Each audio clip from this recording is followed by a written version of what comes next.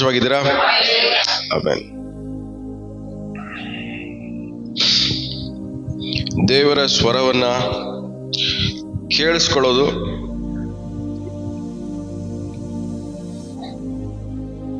ಹೇಗೆ, ಯಾವ ತರ, ಏನು ಅಂತ ತಿಳ್ಕೊಂಡು ಬರ್ತಾ ಇದೀವಿ. ಕೇಳಕ್ಕೆ ಬೇಕಾಗಿರುವಂತ ಅರ್ಹತೆಗಳು, ಯೋಗ್ಯತೆಗಳು, ಸರಿಪಡಿಸ್ಕೊಬೇಕಾಗಿರೋ ವಿಷಯಗಳು ಎಲ್ಲವನ್ನ ನಾವೇನ್ ಮಾಡ್ತಾ ಇದೀವಿ, ಧ್ಯಾನ ಮಾಡ್ಕೊಳ್ತಾ ಬರ್ತಾ ಇದೀವಿ. ಸೊ ಇವತ್ತೊಂದು ವಾಕ್ಯವನ್ನು ಓದ್ಕೊಂಡು ಸ್ಟಾರ್ಟ್ ಮಾಡೋಣ. Proverbs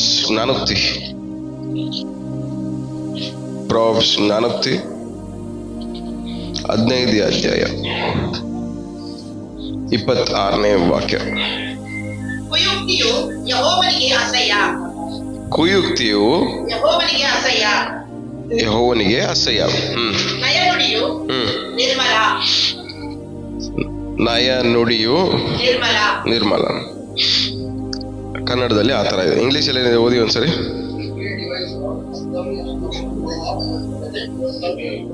Pleasant words are pure.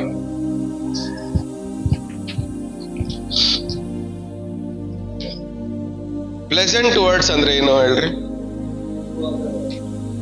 Pleasant words. ನಿಮ್ಮ ಮನೆಯಲ್ಲಿ ರೂಮ್ ಫ್ರೆಶ್ನರ್ ಸ್ಪ್ರೇ ಹೊಡಿತೀರಾ ನೋಡಿ, ಏನಕ್ಕೆ ಹೊಡಿತೀರಾ ಹೇಳಿ? ಪ್ಲೆಸೆಂಟ್ ಆಗಿರ್ಬೇಕು ಅಂತ. ಅದಕ್ಕೆ ಪ್ಲೆಸೆಂಟ್ ಅನ್ನೋದು.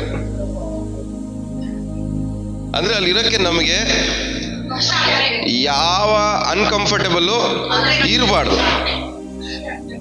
ಸೊ ನಮ್ಮ ಮಾತುಗಳು ಹೆಂಗಿರ್ಬೇಕು? ಈ ತರ ಇರಬೇಕು. ರೂಮ್ ನಲ್ಲಿ ಸ್ಪ್ರೇ ಹೊಡಿತೀರ ನೋಡಿ, ರೂಮ್ ಸ್ಪ್ರೇ ತರ ನಮ್ಮ ಮಾತು ಕಂಫರ್ಟಬಲ್ ಆಗಿರ್ಬೇಕು.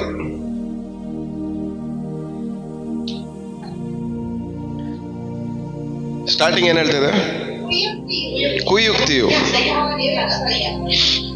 ಕುಯುಕ್ತಿಯು ಅಂದ್ರೆ ಇಲ್ಲಿ 2ನೇ ಭಾಗದಲ್ಲಿ ಏನ್ ಹೇಳ್ತದೆ? ನುಡಿಯ ಬಗ್ಗೆ.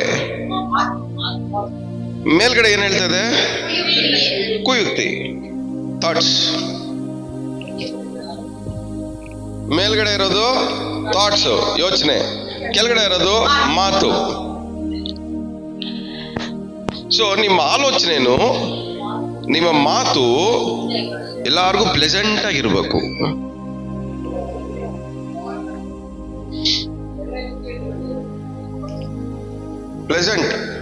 ಪ್ಲೆಸೆಂಟ್ ಅಂದ್ರೆ ಬರೀ ವಾಸನೆ ಒಂದಲ್ಲ, ಸುವಾಸನೆನೂ ಅಲ್ಲ.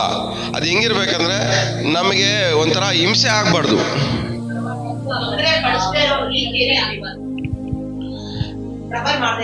ಇವಾಗ ಎಲ್ಲರೂ ಹೊರಗಡೆ ಹೋಗ್ತೀರಾ, ಊರು ಬಿಟ್ಟು ಹೊರಗಡೆ ಹೋಗ್ತೀರಾ, ಒಂದು ಹೋಟೆಲ್ ಸ್ಟೇ ಮಾಡ್ತೀರಾ. ಅಲ್ಲಿಂದ ಅವರು ನೀವು ಹೋಟೆಲ್ ಚೆಕ್ಔಟ್ ಮಾಡಿ ಹೊರಗಡೆ ಬರೋ ಟೈಮಲ್ಲಿ ಅವ್ರು ಕೇಳ್ತಾರೆ, ನಿಮ್ಗೆ ಒಂದು ಪ್ಲೆಸೆಂಟ್ ನಿಮ್ ಫೀಲ್ ಹೆಂಗಿತ್ತು, ನೀವು ಪ್ಲೆಸೆಂಟ್ ಸ್ಟೇ ಆಗಿದ್ರಾ ಇಲ್ಲಿ ಅಂತ ಕೇಳ್ತಾರೆ. ಅಂದ್ರೆ ಓವರ್ ಆಲ್ ಆಗಿ ನಿಮಗೆ ಪ್ಲೆಸೆಂಟ್ ಆಗಿತ್ತ? ಎಲ್ಲೂ ನಿಮಗೆ ಡಿಸ್ಟರ್ಬ್ ಆಗಿಲ್ವಾ? ಗೊಂದಲ ಆಗಿಲ್ವಾ?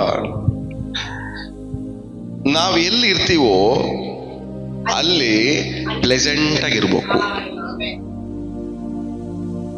ಅದಕ್ಕೆ ಕೆಲವೊಂದು ವಿಶ್ವಾಸಗಳು ಕೆಲವೊಂದು ಜಾಗದಲ್ಲಿ ಇದ್ರೆ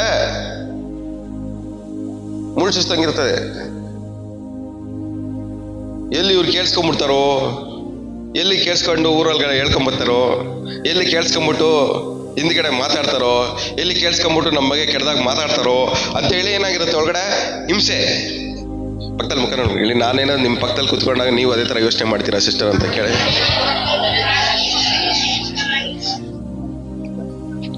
ಖಂಡಿತ ಮಾಡ್ತೀವಿ ಅಲ್ಲ? ಮಾಡಿಲ್ಲ ಅಂತಾರೆ ಯಾರು ಇಲ್ಲ, ಮಾಡಿದೀವಿ.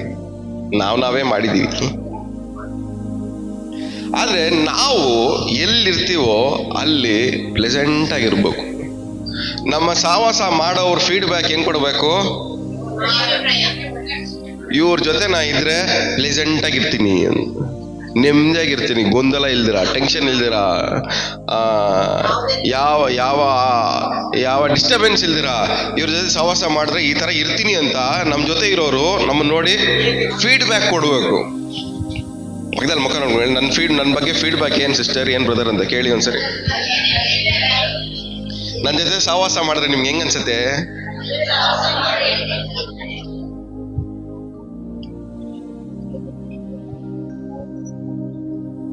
ಒಂದ್ ವಿಶ್ವಾಸಿಯ ಮಾತು, ಒಂದ್ ವಿಶ್ವಾಸಿಯ ಆಲೋಚನೆ ಸರಿ ಇಲ್ಲ ಅಂದ್ರೆ ಅವ್ರ ಸಹವಾಸ ಮಾಡಕ್ಕೆ ಯೋಗ್ಯರು ಅಲ್ಲ.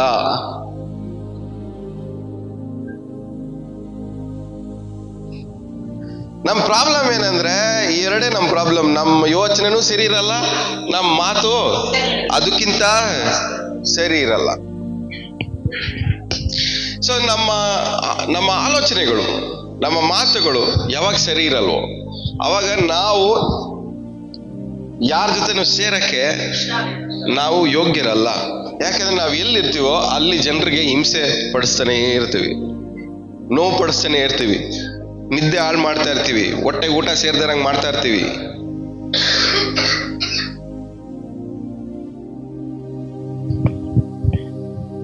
ಎಷ್ಟು ಜನಕ್ಕೆ ಹಿಂಸೆ ಆಗಿದ್ದೀರಾ ಈ ತರ ನೀವು ಈ ವರ್ಷದಲ್ಲಿ? ಎಷ್ಟು ಜನಕ್ಕೆ ಹಿಂಸೆ ಆಗಿದ್ದೀರಾ ಈ ತರ? ನಿಮ್ಮ ಮಾತುಗಳಿಂದ, ನಿಮ್ಮ ಆಲೋಚನೆಗಳಿಂದ, ನಿಮ್ ಜೊತೆ ಸಹವಾಸ ಮಾಡಿದ್ರೆ ಹಿಂಸೆ ಪಟ್ಟಿದ್ರೆ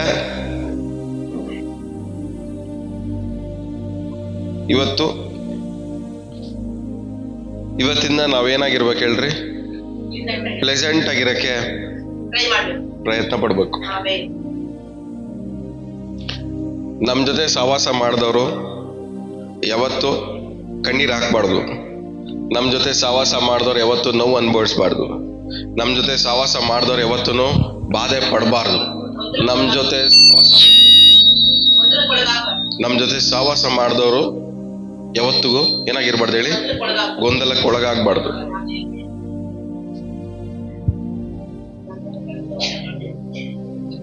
ನಿಮ್ ಜೊತೆ ಸಹವಾಸ ಮಾಡಿದವ್ರು ಕಣ್ಣೀರ್ ಹಾಕ್ಬಾರ್ದು.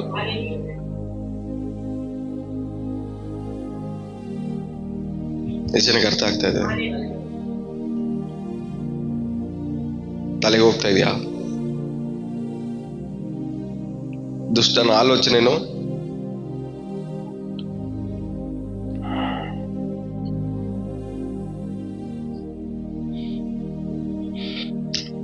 ಒಂದು ಪೇತ್ರ 1ನೇ ಅಧ್ಯಾಯ 23ನೇ ವಾಕ್ಯ.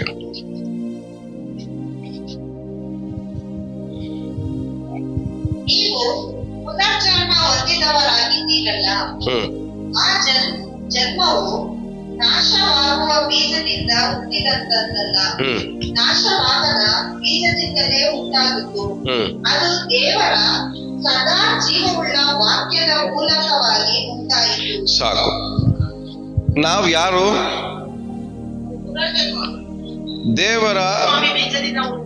ದೇವರ ವಾಕ್ಯದ ಮೂಲಕವಾಗಿ ಪುನರ್ಜನ್ಮ ಪಡ್ಕೊಂಡಿರುವಂತ ವಿಶ್ವಾಸಿಗಳು ನಾವೆಲ್ಲ ಯಾರು ಹೇಳಿ? ದೇವರ ವಾಕ್ಯದ ಮೂಲಕವಾಗಿ ಪುನರ್ಜನ್ಮ ಪಡ್ಕೊಂಡಿರೋರು. ಕೇಡಿಗೆ ಬಲಿಯಾಗಬೇಕಾಗಿರೋರು, ನರಕದ ಹಾದಿಯಲ್ಲಿ ಹೋಗ್ತಾ ಇದ್ದ ನಮ್ಮನ್ನ ದೇವರೇನ್ ಮಾಡಿದ್ರು? ಕಾಪಾಡಿ ನಮಗೆ ಇನ್ನೊಂದು ಜೀವನ ಕೊಟ್ಟು, ನಮ್ಮ ಅಭ್ಯಾಸಗಳನ್ನ ಬದಲಾಯಿಸಿ, ನಮ್ಮ ಆಲೋಚನೆಗಳನ್ನ ಬದಲಾಯಿಸಿ, ನಮ್ಮ ಕ್ರಿಯೆಗಳನ್ನ ಬದಲಾಯಿಸಿ, ನಮ್ಮ ಜೀವನ ಶೈಲಿಯನ್ನ ಬದಲಾಯಿಸಿ ದೇವರೇನ್ ಮಾಡಿದ್ರು? ನಮಗೆ ಹೊಸ ಜೀವನವನ್ನ ಕೊಟ್ರು. ಅದು ಯಾವುದರಿಂದ ಆದದ್ದು? ದೇವರ ವಾಕ್ಯದಿಂದ. ದೇವರ ವಾಕ್ಯದಿಂದನೇ ಆದದ್ದು. ಸೊ ದೇವರ ವಾಕ್ಯ, ನಮ್ಮ ಜೀವನನೇ ದೇವರ ವಾಕ್ಯದಿಂದ ಪ್ರಾರಂಭವಾಗಿರ್ಬೇಕಾದ್ರೆ ನಮ್ಮ ಲೈಫ್ ಸ್ಟೈಲು ಏನಾಗಿರ್ಬೇಕು? ದೇವರ ವಾಕ್ಯಕ್ಕೆ ಅನುಸಾರವಾಗಿಯೇ ಇರಬೇಕು. ಹೆಸರಿಗೆ ಅರ್ಥ ಆಗ್ತದೆ? ನಮ್ಮ ಜೀವನದ ಪ್ರಾರಂಭನೇ ದೇವರ ವಾಕ್ಯದ ಮೂಲಕವಾಗಿ ನಮ್ಮ ಪುನರ್ಜನ್ಮ ಸ್ಟಾರ್ಟ್ ಆಯ್ತು. ಅಂದ್ರೆ ಸತ್ತು ನಾವು ಮತ್ತೆ ಏನಾಗಿದ್ದೀವಿ? ದೇವರ ವಾಕ್ಯದ ಮೂಲಕವಾಗಿ ಹುಟ್ಟಿ ಬಂದಿದ್ದೀವಿ.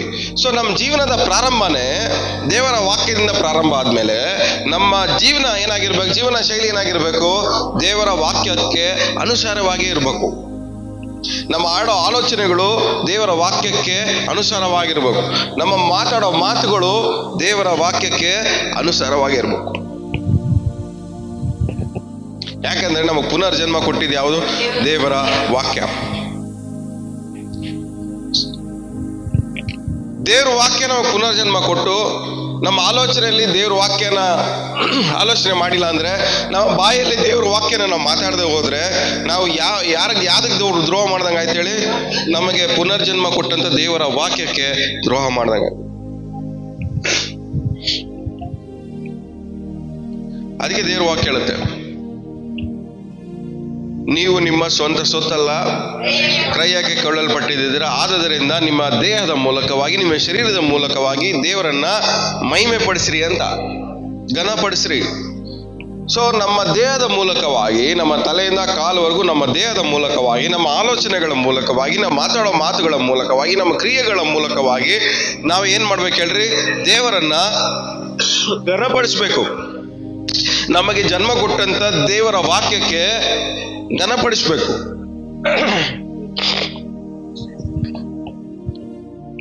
ನಮಗೆ ಪುನರ್ಜನ್ಮ ಕೊಟ್ಟಂತ ದೇವರ ವಾಕ್ಯಕ್ಕೆ ಏನ್ ಮಾಡ್ಬೇಕು? ನಾವು ಘನಪಡಿಸ್ಬೇಕು, ವಾಕ್ಯವನ್ನ ಘನಪಡಿಸ್ಬೇಕು. ಆದ್ರೆ ನಾವು ಮಾಡೋ ಕ್ರಿಯೆಗಳು, ನಾವು ಮಾಡೋ ಆಲೋಚನೆಗಳು ಮುಕ್ಕಾಲು ಭಾಗ ದೇವ್ರ ವಾಕ್ಯಕ್ಕೆ ಅವಮಾನ ಪಡಿಸ್ತಾನೆ ಇರ್ತದೆ. ಯಾಕಂದ್ರೆ ಇಲ್ಲಿ ಬರ್ದಿರೋದೊಂದು, ನಾವು ಮಾಡೋದು ಇನ್ನೊಂದು. ಇಲ್ಲಿ ಹೇಳಿರೋದೊಂದು, ನಾವು ಮಾತಾಡೋದು ಇನ್ನೊಂದು. ಇಲ್ಲಿ ಹೇಳೋದೊಂದು, ನಾವು ಯೋಚನೆ ಮಾಡೋದು ಇನ್ನೊಂದು.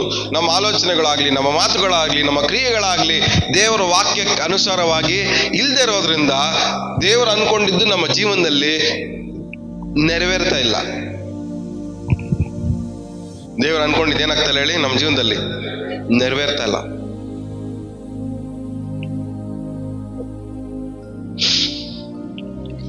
ಸೊ ನೀವು ದೇವರ ವಾಕ್ಯದಿಂದ ಏನಾಗಿದ್ದೀರಾ? ಪುನರ್ಜನ್ಮ ಹೊಂದಿದವರಾಗಿದ್ದೀರಾ.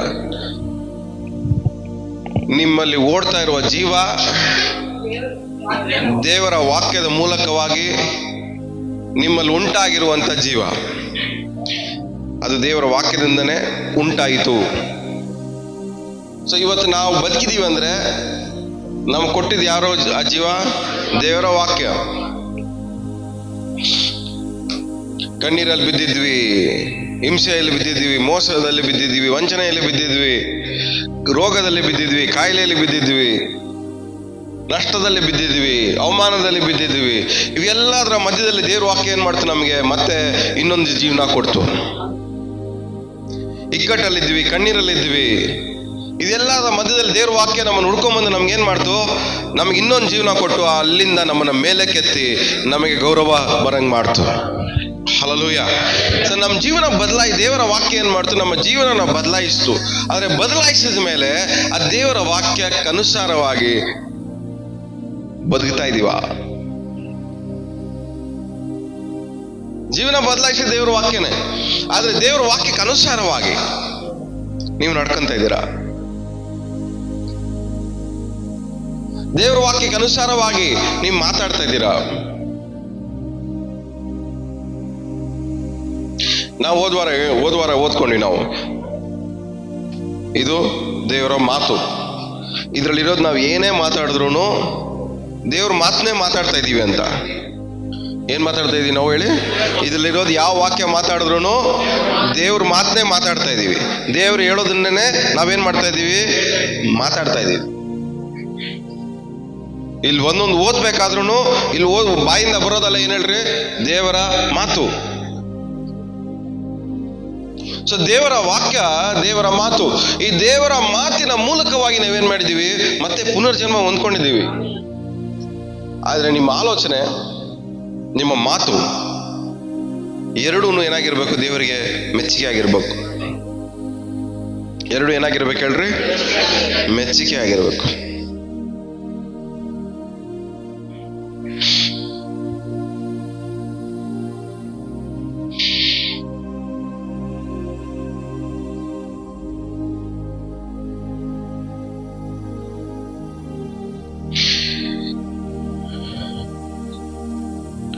ಇಬ್ರಿಯ ಬರೆದ ಪುಸ್ತಕ 4ನೇ ಅಧ್ಯಾಯ 12ನೇ ವಾಕ್ಯ.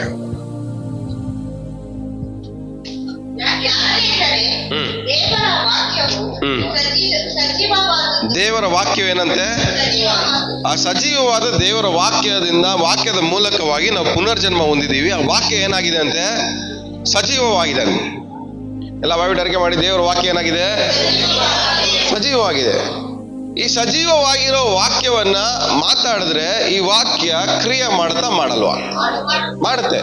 ಆದ್ರೆ ಕ್ರಿಯೆ ಮಾಡುತ್ತೆ ಅನ್ನೋ ಭರವಸೆ ನಮಗಿರ್ಬೇಕು, ಆ ಕಾನ್ಫಿಡೆನ್ಸ್ ನಮಗಿರ್ಬೇಕು, ಆ ನಂಬಿಕೆ ನಮಗಿರ್ಬೇಕು. ನಾನು ಅರಿಕೆ ಮಾಡ್ತಾ ಇರುವಂತ ಈ ವಾಕ್ಯಕ್ಕೆ ಜೀವ ಇದೆ, ಈ ಬಾಯಿಂದ ನಾವು ಹೊರಡುವಂತ ಈ ಜೀವವುಳ್ಳ ವಾಕ್ಯವು ನೆರವೇರುತ್ತೆ ಅನ್ನುವಂತ ನಂಬಿಕೆನು ಭರವಸೆನು ಅದು ನಿಮಗಿರ್ಬೇಕು. ಆದ್ರೆ ನಾವೇನ್ ಮಾಡ್ತೀವಿ? ವಾಕ್ಯನ ಅರಿಕೆ ಮಾಡ್ತೀವಿ, ಬಟ್ ಆ ವಾಕ್ಯಕ್ಕೆ ಜೀವ ಇದೆ, ಕ್ರಿಯೆ ಮಾಡುತ್ತೆ, ಸಾಧನೆ ಮಾಡುತ್ತೆ ಅನ್ನೋದನ್ನ ನಾವೇನ್ ಮಾಡ್ತಾ ಇಲ್ಲ, ನಂಬ್ತಾ ಇಲ್ಲ. ಆ ತರ ಭರವಸೆ ಅದ್ರ ಮೇಲೆ ಇಡ್ತಾ ಇಲ್ಲ. ಮುಂದೆ ಹಂಗೆ ಓದಿ ಮಗ. ಯಾವ ಇಬ್ಬಾಯಿ ಕತ್ತಿಗಿಂತಲೂ ಹದವಾದದ್ದು ಪ್ರಾಣ ಆತ್ಮಗಳನ್ನು ಕೀಳು ಮಜ್ಜೆಗಳನ್ನು ವಿಭಾಗಿಸುವಷ್ಟು ಮಟ್ಟಿಗೂ ತೂರಿ ಹೋಗುವಂಥದ್ದು. ಸೊ ಒಂದು ವ್ಯಕ್ತಿ ಅವನ ಪ್ರಾಣವನ್ನ ಆತ್ಮವನ್ನ ಡಿವೈಡ್ ಮಾಡಬೇಕಂದ್ರೆ ಅದು ದೇವರ ವಾಕ್ಯದಿಂದ ಮಾತ್ರನೇ ಸಾಧ್ಯ. ನಾವು ಅನ್ಕೊಂತೀವಿ, ನಾವು ಕೆಲವೊಂದ್ಸರಿ ಕೆಲವೊಬ್ರು ಅನ್ಕೊಂತಾ ಇರ್ತಾರೆ, ನಾನು ಬಿಡ್ಬೇಕು ಅನ್ಕೊಂತೀನಿ ಬ್ರದರ್, ಬಿಡಕ್ಕಾಗಲ್ಲ ಅಂತ. ಇವರ ಅಭ್ಯಾಸಗಳಿಂದ ಇವ್ರನ್ನ ಡಿವೈಡ್ ಮಾಡೋದು, ದೂರ ಮಾಡೋದು ಯಾವ್ದು ಹೇಳ್ರಿ? ದೇವರ ವಾಕ್ಯ. ಆತ್ಮ ಪ್ರಾಣ ಎರಡನ್ನೂ ಮಧ್ಯದಲ್ಲಿ ತೂರ್ಕೊಂಡು ಹೋಗಿ ಬೇರೆ ಬೇರೆ ಮಾಡೋದು ಯಾವ್ದು ಹೇಳ್ರಿ? ದೇವರ ವಾಕ್ಯ. ಆದ್ರೆ ನಾವು ವಾಕ್ಯ ಹೇಳ್ಬೇಕಾದ್ರೆ ಈ ವಾಕ್ಯಕ್ಕೆ ಜೀವ ಇದೆ, ಇದು ಹೋಗಿ ಕಾರ್ಯ ಮಾಡುತ್ತೆ, ಒಬ್ಬರನ್ನ ಬದಲಾಯಿಸುತ್ತೆ ಅನ್ನುವಂತ ಕಾನ್ಫಿಡೆನ್ಸು ನಮ್ಗಿಲ್ಲ. ವಿಭಾಗಿಸುವಷ್ಟು ಶಾರ್ಪ್ ಆಗಿದೆ. ಅಂದ್ರೆ ನಿಮ್ಮನ್ನು, ನಿಮ್ಮ ಆಲೋಚನೆಯನ್ನು ವಾಕ್ಯ ಏನ್ ಮಾಡುತ್ತೆ? ಬೇರೆ ಬೇರೆ ಮಾಡ್ಬಿಡುತ್ತೆ. ಇಲ್ಲಿವರೆಗೂ ನಾವೇನಾಗ್ಬಿಡ್ತೀವಿ? ಲೋಕದಲ್ಲಿದ್ರು ಲೋಕಾನುಸಾರವಾಗಿ ಜೀವಿಸುವವರಲ್ಲ ಅನ್ಕೊಂಡು ನಾವೇನ್ ಮಾಡಿದೀವಿ? ಲೋಕದು ನಾವು ಏನಾಗ್ಬಿಡ್ತೀವಿ? ಒಂದಾಗ್ಬಿಡ್ತೀವಿ. ಇವಾಗ ನಮ್ಮನ್ನ ಏನ್ ಮಾಡ್ಬೇಕು? ವಾಕ್ಯ ಬೇರೆ ಮಾಡ್ಬೇಕು. ನಮ್ಮನ್ನು ನಾವು ಮಾಡ್ತಾ ಇರೋ ಆಲೋಚನೆನು ಬೇರೆ ಮಾಡ್ಬೇಕು. ನಮ್ಮನ್ನು ನಾವು ಬದುಕ್ತಾ ಇರುವ ಜೀವನನು ಏನ್ ಮಾಡ್ಬೇಕು? ಬೇರೆ ಮಾಡ್ಬೇಕು. ನಾವು ನಮ್ಮ ನಮ್ಮ ನಮ್ಮ ಕ್ರಿಯೆಗಳು ಏನಾಗ್ಬೇಕು? ಬೇರೆ ಆಗ್ಬೇಕು. ಎಲ್ಲ ಒಂದಾಗ್ಬಿಟ್ಟಿದೆ ಇವಾಗ. ಕಲಬೆರಕೆ ಕಣ್ಣೀರ್ ಬರ್ಸ್ಕೊಂತೀವಿ, ಇದೇ ನಮ್ಮ ಜೀವನ ಅನ್ಕೊಂತೀವಿ. ಬೇಡದಾರದೆಲ್ಲ ಬಾಯಿಂದ ಮಾತಾಡ್ತೀವಿ, ಇದೇ ನಮ್ಮ ಜೀವನ ಅನ್ಕೊಂತೀವಿ. ಬೇಡದವ್ರ ಸವಾಸ ಮಾಡ್ತೀವಿ, ಇದೇ ನನ್ನ ಜೀವನ ಅನ್ಕೊಂತೀವಿ. ಆದ್ರೆ ನಿಮಗೂ ನಿಮ್ಮ ಆಲೋಚನೆಗಳಿಗೂ, ನಿಮಗೂ ನಿಮ್ಮ ಕ್ರಿಯೆಗಳಿಗೂ, ನಿಮಗೂ ನಿಮ್ಮ ಜೀವನ ಶೈಲಿಗೂ ಮಧ್ಯದಲ್ಲಿ ದೇವರ ವಾಕ್ಯ ಹೋಗ್ಲಿ. ಇವತ್ತಿಂದ ನಿಮಗೂ ನಿಮ್ಮ ಕಣ್ಣೀರಿಗೂ ಮಧ್ಯದಲ್ಲಿ ದೇವರ ವಾಕ್ಯ ಹೋಗ್ಲಿ. ನಿಮಗೂ ನಿಮ್ಮ ದರಿದ್ರಕ್ಕೂ ಮಧ್ಯದಲ್ಲಿ ದೇವರ ವಾಕ್ಯ ಹೋಗ್ಲಿ. ನಿಮಗೂ ನಿಮ್ಮ ರೋಗದ ಮಧ್ಯದಲ್ಲಿ ದೇವರ ವಾಕ್ಯ ಹೋಗ್ಲಿ. ನಿಮಗೂ ನಿಮ್ಮ ಶತ್ರುಗಳ ಮಧ್ಯದಲ್ಲಿ ದೇವರ ವಾಕ್ಯ ಹೋಗ್ಲಿ. ಎಲ್ಲೆಲ್ಲಿ ದೇವರ ವಾಕ್ಯ ಹೋಗುತ್ತೋ ಅಲ್ಲ ನಮಗೂ ಕೆಟ್ಟದಕ್ಕೂ ಬೇರ್ಪಡುವಿಕೆ ಆಗತ್ತೆ. ಹಲ್ಲೆಲೂಯ.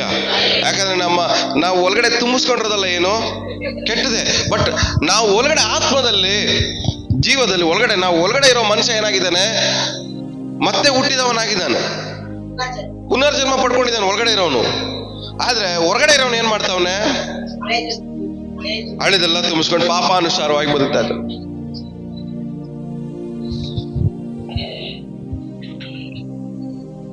ಇವತ್ತು ಎಲ್ಲ ಕೆಟ್ಟದ್ರಿಂದ ದೇವರು ನನ್ನನ್ನ ದೂರ ಮಾಡಲಿ. ನಿಮಗ್ ನೀವ್ ಹೇಳ್ಕೊಳ್ರಿ.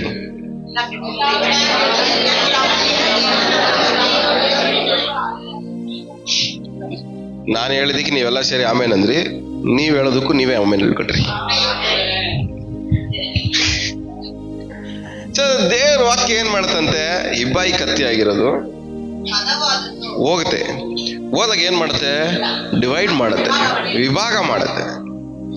ನಮ್ಮೊಳಗಡೆನೆ ನಮಗೆ ಏನಾಗ್ಬೇಕು ಹೇಳ್ರಿ? ನಾನ್ ಮಾಡ್ತಾ ಇರೋದು ಸರಿನಾ ಅನ್ನೋದು ಕನ್ಫ್ಯೂಷನ್ ಒಳಗಡೆ ಸ್ಟಾರ್ಟ್ ಆಗ್ಬೇಕು. ಆವಾಗ ದೇವ್ರ ವಾಕ್ಯ ಕ್ರಿಯೆ ಮಾಡ್ತಾ ಇತ್ತಂತ. ಇಲ್ಲಿ ವಾಕ್ಯ ಓದ್ಬಿಟ್ಟು ಬೈಬಲ್ ಓದ್ಬಿಟ್ಟು ಎಲ್ಲ ಮಾಡ್ಬಿಟ್ಟು ನಾನೇ ಕರೆಕ್ಟ್ ಅಂದ್ರೆ ಇವನು ಭ್ರಮೆ ಅಲ್ಲವನೇ ಅಂತ. ಯಾಕಂದ್ರೆ ಒಂದೊಂದ್ ದಿವಸನು ದೇವ್ರ ವಾಕ್ಯ ಓದ್ಬೇಕಾದ್ರೆ ನಮ್ಮೊಳಗಡೆ ಇರೋ ಲೋಪವನ್ನೇ ದೇವ್ರ ವಾಕ್ಯ ಏನ್ ಮಾಡುತ್ತೆ? ತೋರಿಸ್ತಾನೇ ಇರತ್ತೆ ಡೈಲಿ. ನಮ್ಮನ್ನ ಪರ್ಫೆಕ್ಷನ್ ಆಗಿ ತೋರ್ಸಲ್ಲ. ಯಾಕಂದ್ರೆ ಪರ್ಫೆಕ್ಟ್ ಆಗಿರೋ ಒಬ್ರೇ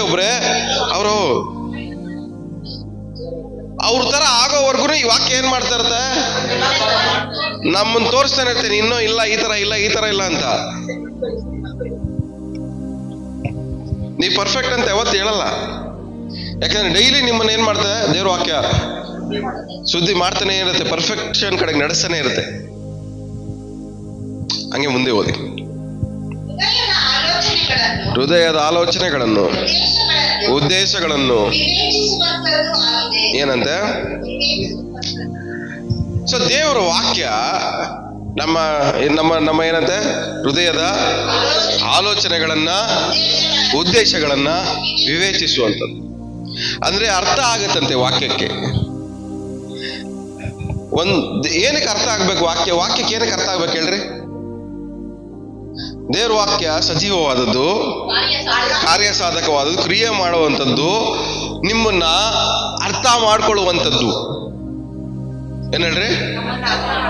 ದೇವ್ರ ವಾಕ್ಯಕ್ಕೆ ಏನಿದೆ ಹೇಳ್ರಿ? ನಿಮ್ಮನ್ನ ವಿವೇಚಿಸಿ ಅರ್ಥ ಮಾಡ್ಕೊಳ್ಳುವಂತ ಕೆಪಾಸಿಟಿನೂ ಇದೆ. ನಿಮ್ಮ ಆಲೋಚನೆಗಳನ್ನ, ನಿಮ್ಮ ಉದ್ದೇಶಗಳನ್ನ ಅರ್ಥ ಮಾಡ್ಕೊಳ್ಳುವಂತ ಕೆಪಾಸಿಟಿನೂ ಇದೆ.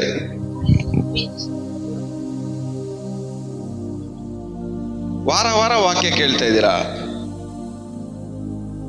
ವಾಕ್ಯ ಸಜೀವವಾದದ್ದು, ಜೀವವುಳ್ಳದ್ದು, ಕಾರ್ಯ ಸಾಧಕವಾದದ್ದು. ವಾರ ಕೇಳೋ ವಾಕ್ಯ ಏನಕ್ಕೆ ಕ್ರಿಯೆ ಮಾಡ್ತಾ ಇಲ್ಲ ಅಂದ್ರೆ, ನಿಮ್ಮ ಆಲೋಚನೆಗಳು ಬೇರೆ, ನಿಮ್ಮ ಉದ್ದೇಶಗಳು ಬೇರೆ.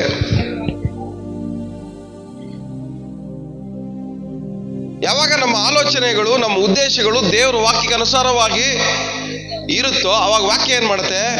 ಕ್ರಿಯೆ ಮಾಡುತ್ತೆ, ಕೆಲಸ ಮಾಡುತ್ತೆ.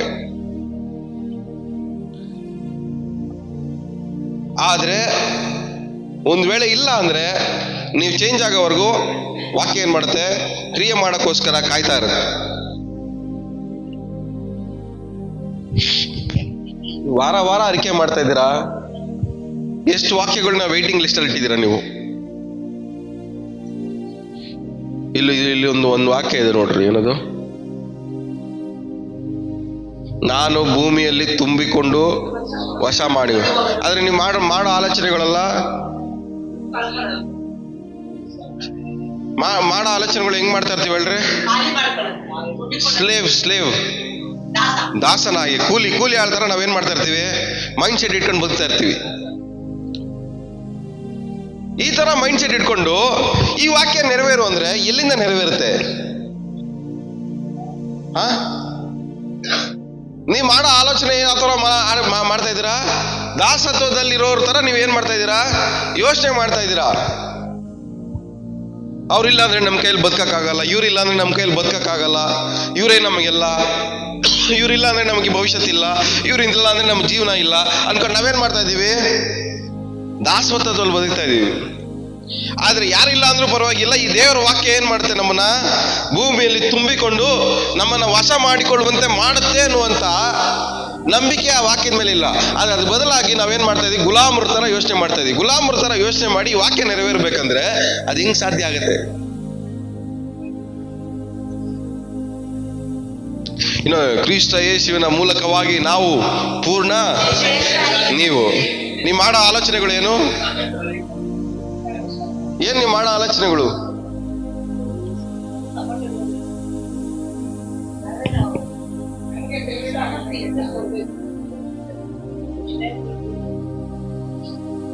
ನೀವು ಜಯಶಾಲಿಗಳ ತರ ಯೋಚನೆ ಮಾಡ್ತಾ ಇದ್ದೀರಾ? ನನ್ನ ಜೀವನ ಇಷ್ಟೇ,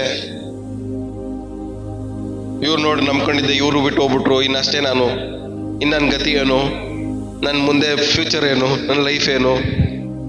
ಇವರು ನನ್ನ ಹತ್ರ ಮಾತಾಡ್ತಾ ಇಲ್ಲ, ಅವರು ನನ್ನ ಹತ್ರ ಮಾತಾಡ್ತಾ ಇಲ್ಲ, ಇವ್ರು ನನ್ನ ಜೊತೆ ಸಹವಾಸ ಮಾಡ್ತಾ ಇಲ್ಲ, ಇವರಿಂದ ನಾನು ಜಯಶಾಲಿಯಾಗಿ ಬದುಕ್ತಾ ಇದ್ದೀರಾ? ಅದನ್ನ ವಾಕ್ಯ ಹೇಳ್ತಿರೋದು. ಕ್ರಿಸ್ತನ ಯೇಸುವಿನ ಮೂಲಕವಾಗಿ ನೀವು ಏನಾಗ್ತೀರಾ? ಜಯಶಾಲಿಗಳ ಬದುಕ್ತೀರಾ. ಅದು ದೇವರ ವಾಕ್ಯದ ಮೇಲೆ ನಮ್ಗೇನಿಲ್ಲ, ಇವರಿದ್ರು ಇಲ್ಲದೆ ಹೋದ್ರು, ಬಂದ್ರು ಬರದೆ ಹೋದ್ರು, ನಾನು ಪೂರ್ಣ ಜಯಶಾಲಿಯಾಗಿ ಬದುಕ್ತೀನಿ ಅನ್ನೋದು ನಮಗೆ ನಂಬಿಕೆ ಇಲ್ಲ. ಯಾಕೆಂದ್ರೆ ದೇವರ ವಾಕ್ಯದ ಮೇಲೆ ನಮಗೆ ಭರವಸೆ ಇಲ್ಲ. ಆಲ್ರೆಡಿ ಸೋತವ ತರ ಯೋಚನೆ ಮಾಡ್ತಾ ಇದ್ದೀವಿ.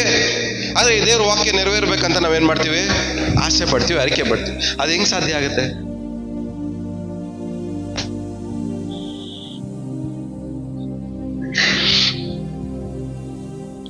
ನೀತಿವಂತರ ತಲೆ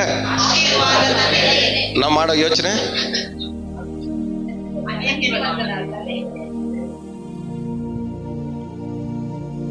ನೀವು ಮಾಡೋ ಯೋಚನೆ ಏನು?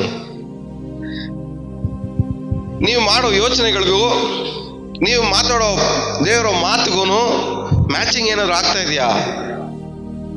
ನೀವು ಮಾಡೋ ಯೋಚನೆಗೆ ಅನುಸಾರವಾಗೇ ನೀವು ಇರೋದು. ನಾವು ಮಾಡೋ ಯೋಚನೆನೇ ನಾವು ಇವ್ ಮಾಡೋ ಯೋಚನೆ ನಮ್ಮ ಜೀವನ ಶೈಲಿ. ಇಲ್ಲಿ ಬಾಯ್ಬಿಟ್ಟು ಹೇಳ್ತೀವಿ, ನೀತಿವಂತನ ತಲೆ ಆಶೀರ್ವಾದಗಳ ನೆಲೆ, ಲ್ಯಾಂಡಿಂಗ್ ಸ್ಪೇಸ್. ಆಶೀರ್ವಾದ ಲ್ಯಾಂಡ್ ಆಗುವಂತ ಜಾಗ ಯಾವುದು ಅಂದ್ರೆ ತಲೆ. ಆದ್ರೆ ನಿಮ್ ತಲೆ ಮೇಲೆ ಏನ್ ಲ್ಯಾಂಡ್ ಆಗ್ತೈತೆ? ಅವ್ರ ಕತೆ, ಇವ್ರ ಕತೆ, ಅವ್ರ ಮಾತು, ಇವ್ರ ಮಾತು, ಅವ್ರ ಆಲೋಚನೆ, ಇವ್ರ ಆಲೋಚನೆ, ಅವ್ರು ಹಿಂಗಂದ್ರೆ ಅಂತೆ, ಅವ್ರ ಹಂಗಂದ್ರೆ, ಅವರು ಇವರು ಅವ್ರ ಕತೆಗಳೇ ಎಲ್ಲ ಏನಾಗ್ತವೆ ನಿನ್ ತಲೆ ಮೇಲೆ ಲ್ಯಾಂಡ್ ಆಗ್ತಾನೆ ಇರ್ತವೆ. ಇಲ್ಲಿ ದೇವ್ರ ಮಾತು ಲ್ಯಾಂಡ್ ಆಗಕ್ಕೆ ಎಲ್ಲಿ ಜಾಗ ಐತೆ ನಿಮ್ಗೆ? ದೇವ್ರ ಆಶೀರ್ವಾದ ಲ್ಯಾಂಡ್ ಆಗ ಜಾಗ ಎಲ್ಲ ಐತೆ ನಿಮ್ ತಲೆಯಲ್ಲಿ?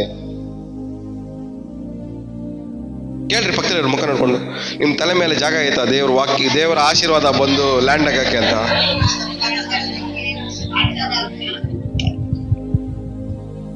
ಎಲ್ಲೈತೆ ಜಾಗ? ದೇವ್ರು ಬಂದು ಆಶೀರ್ವಾದನ ಪಾರ್ಕಿಂಗ್ ಮಾಡ್ಬೇಕಂದ್ರೂ ನಿಮ್ ತಲೆ ಮೇಲೆ ಪಾರ್ಕಿಂಗ್ ಮಾಡಕ್ಕೆ, ಆಶೀರ್ವಾದಗಳನ್ನ ಪಾರ್ಕಿಂಗ್ ಮಾಡಕ್ ಜಾಗನೇ ಇಲ್ಲ. ಏನ ತುಂಬಿಸ್ಕೊಂಡಿದ್ದೀರಾ?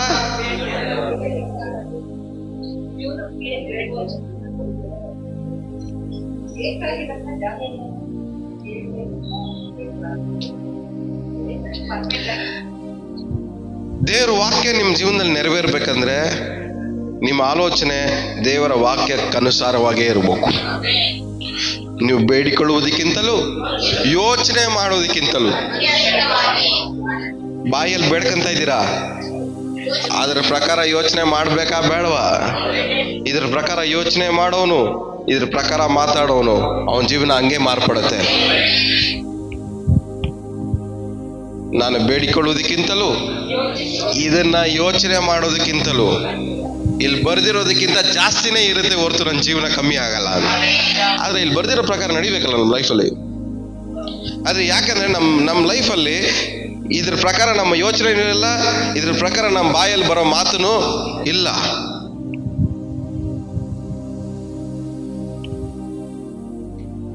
ಇವತ್ತು ದೇವ್ರು ನಮ್ಮ ಸಂಗಡ ಮಾತಾಡಿದ್ರೆ ಏನಂತ ಹೇಳ್ತಾರೆ ಹೇಳ್ರಿ? ಓಲಿ ಈ ಕಂಡೀಷನ್ ಅಲ್ಲಿ ಒಂದ್ ವೇಳೆ ದೇವ್ರು ನಿಮ್ಗೆ ಪ್ರತ್ಯಕ್ಷ ಆಗಿ ದೇವ್ರು ಮಾತಾಡಿದ್ರೆ ಏನಂತ ಮಾತಾಡ್ತಾರೆ?